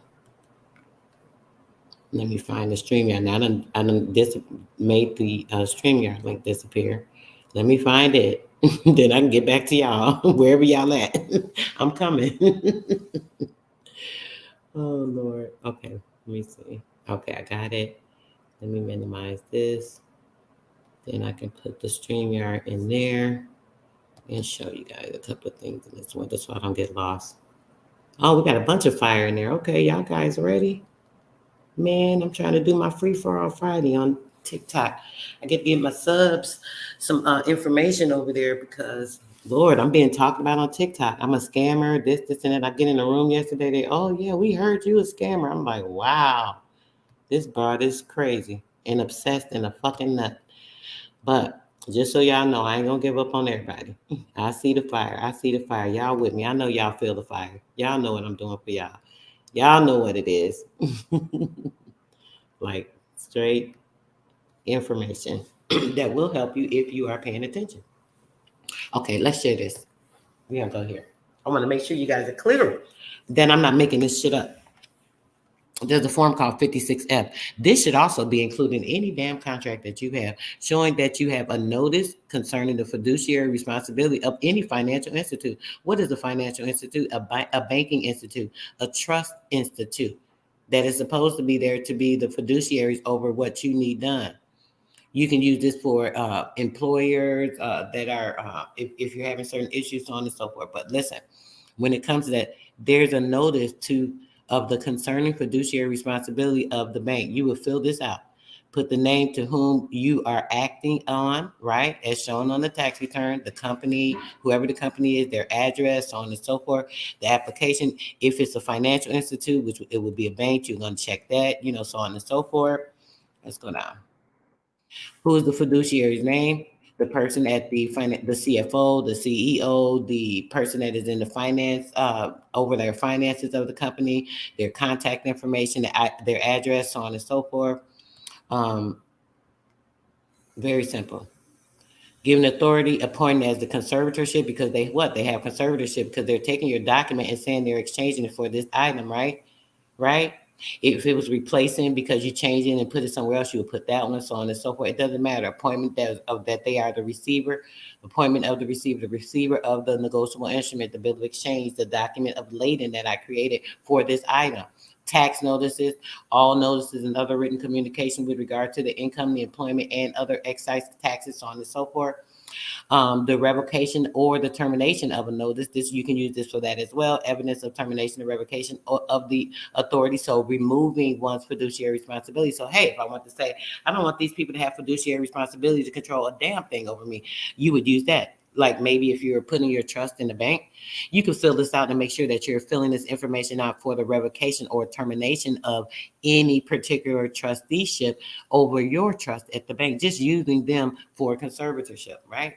So on and so forth. So that's more proof right there. If you guys don't believe it, check it out and do a little study and research it on the form. It'll give you all the information and instructions, what it's for, how you can use it. If you're not particularly sure, right with that, you would just look up form 56F. Form 56F, like Frank, right? And then you'll be able to get the information on that. Very, very simple. Okay. What else I'm going to pull up for you guys? I said at least 2 more things, right?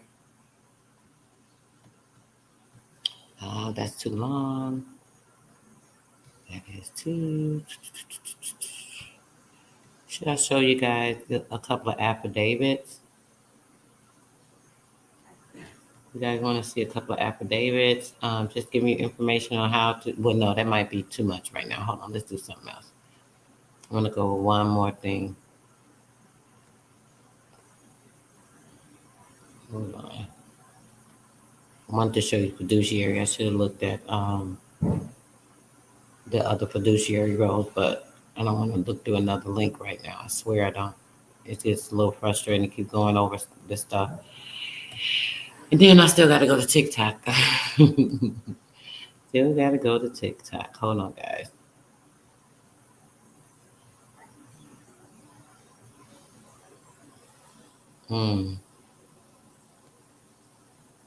Yeah, let's go here. Let's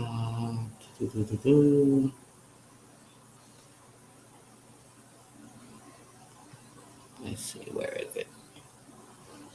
Yeah, I missed it again.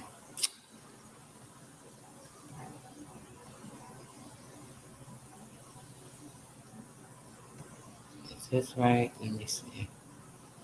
Close this. Okay, this may be the one right here. Hold on. I can do some quick stuff that don't take too long. And just show you a couple of quick little things. Okay. Now let me get the StreamYard, bring it over here.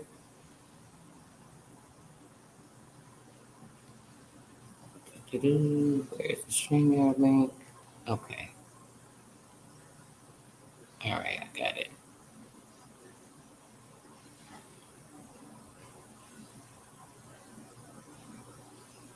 Don't close. Okay, perfect. Try to close y'all up. See? Okay.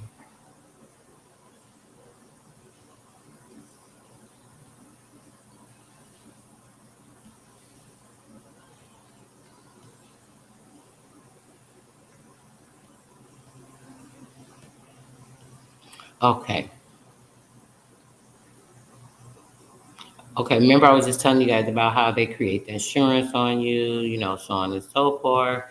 And, you know, if you're not going to acquire it because obviously you don't know about it, they're going to, you know, keep everything. So I want you guys to check this out. Look under Justia U.S. Law, 2012 United States Code Title 50. Look under War and National Defense. 2012 U.S. Code. I've been up so early, guys. I'm tired already. It's only 9 o'clock in the morning, like literally. Went to bed too early, been up early. Just the law, 2012 United States Code Title 50, War and National Defense, Appendix Subsection 1-2420. Trading with the Enemy Act of 17. Trading with the I told you I'm discombobulated. Trading with the Enemy Act of 1917, subsections 1 through 44. The Act on October the 4th of 1917, Chapter 106.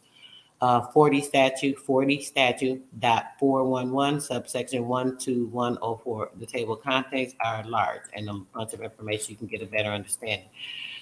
Designation of the act, definitions, the acts that are prohibited, license to enemy or ally of enemy insurance or reinsurance companies. You might want to start there with section 4, going into license to enemy or ally of enemy insurance or reinsurance companies, change of name, doing business in the United States, change of name, doing business in the United States. Get a clear understanding of that. I can't give you a better clue than that. Section 5, suspension of the provisions that are related to the ally of the enemy regarding of transactions in the foreign exchange of gold and silver, property transfer, and the vested interest, enforcement and penalties, the alien property custodian and the general powers duty, the incurment of expenses by the office of alien property custodian, things that are omitted, list of the enemy or ally, so on and so forth. You want to check that out. Screenshot this if you want to make sure that you have the right exact code to be able to check that information out, because I'm not going to go and read through all of that at this moment.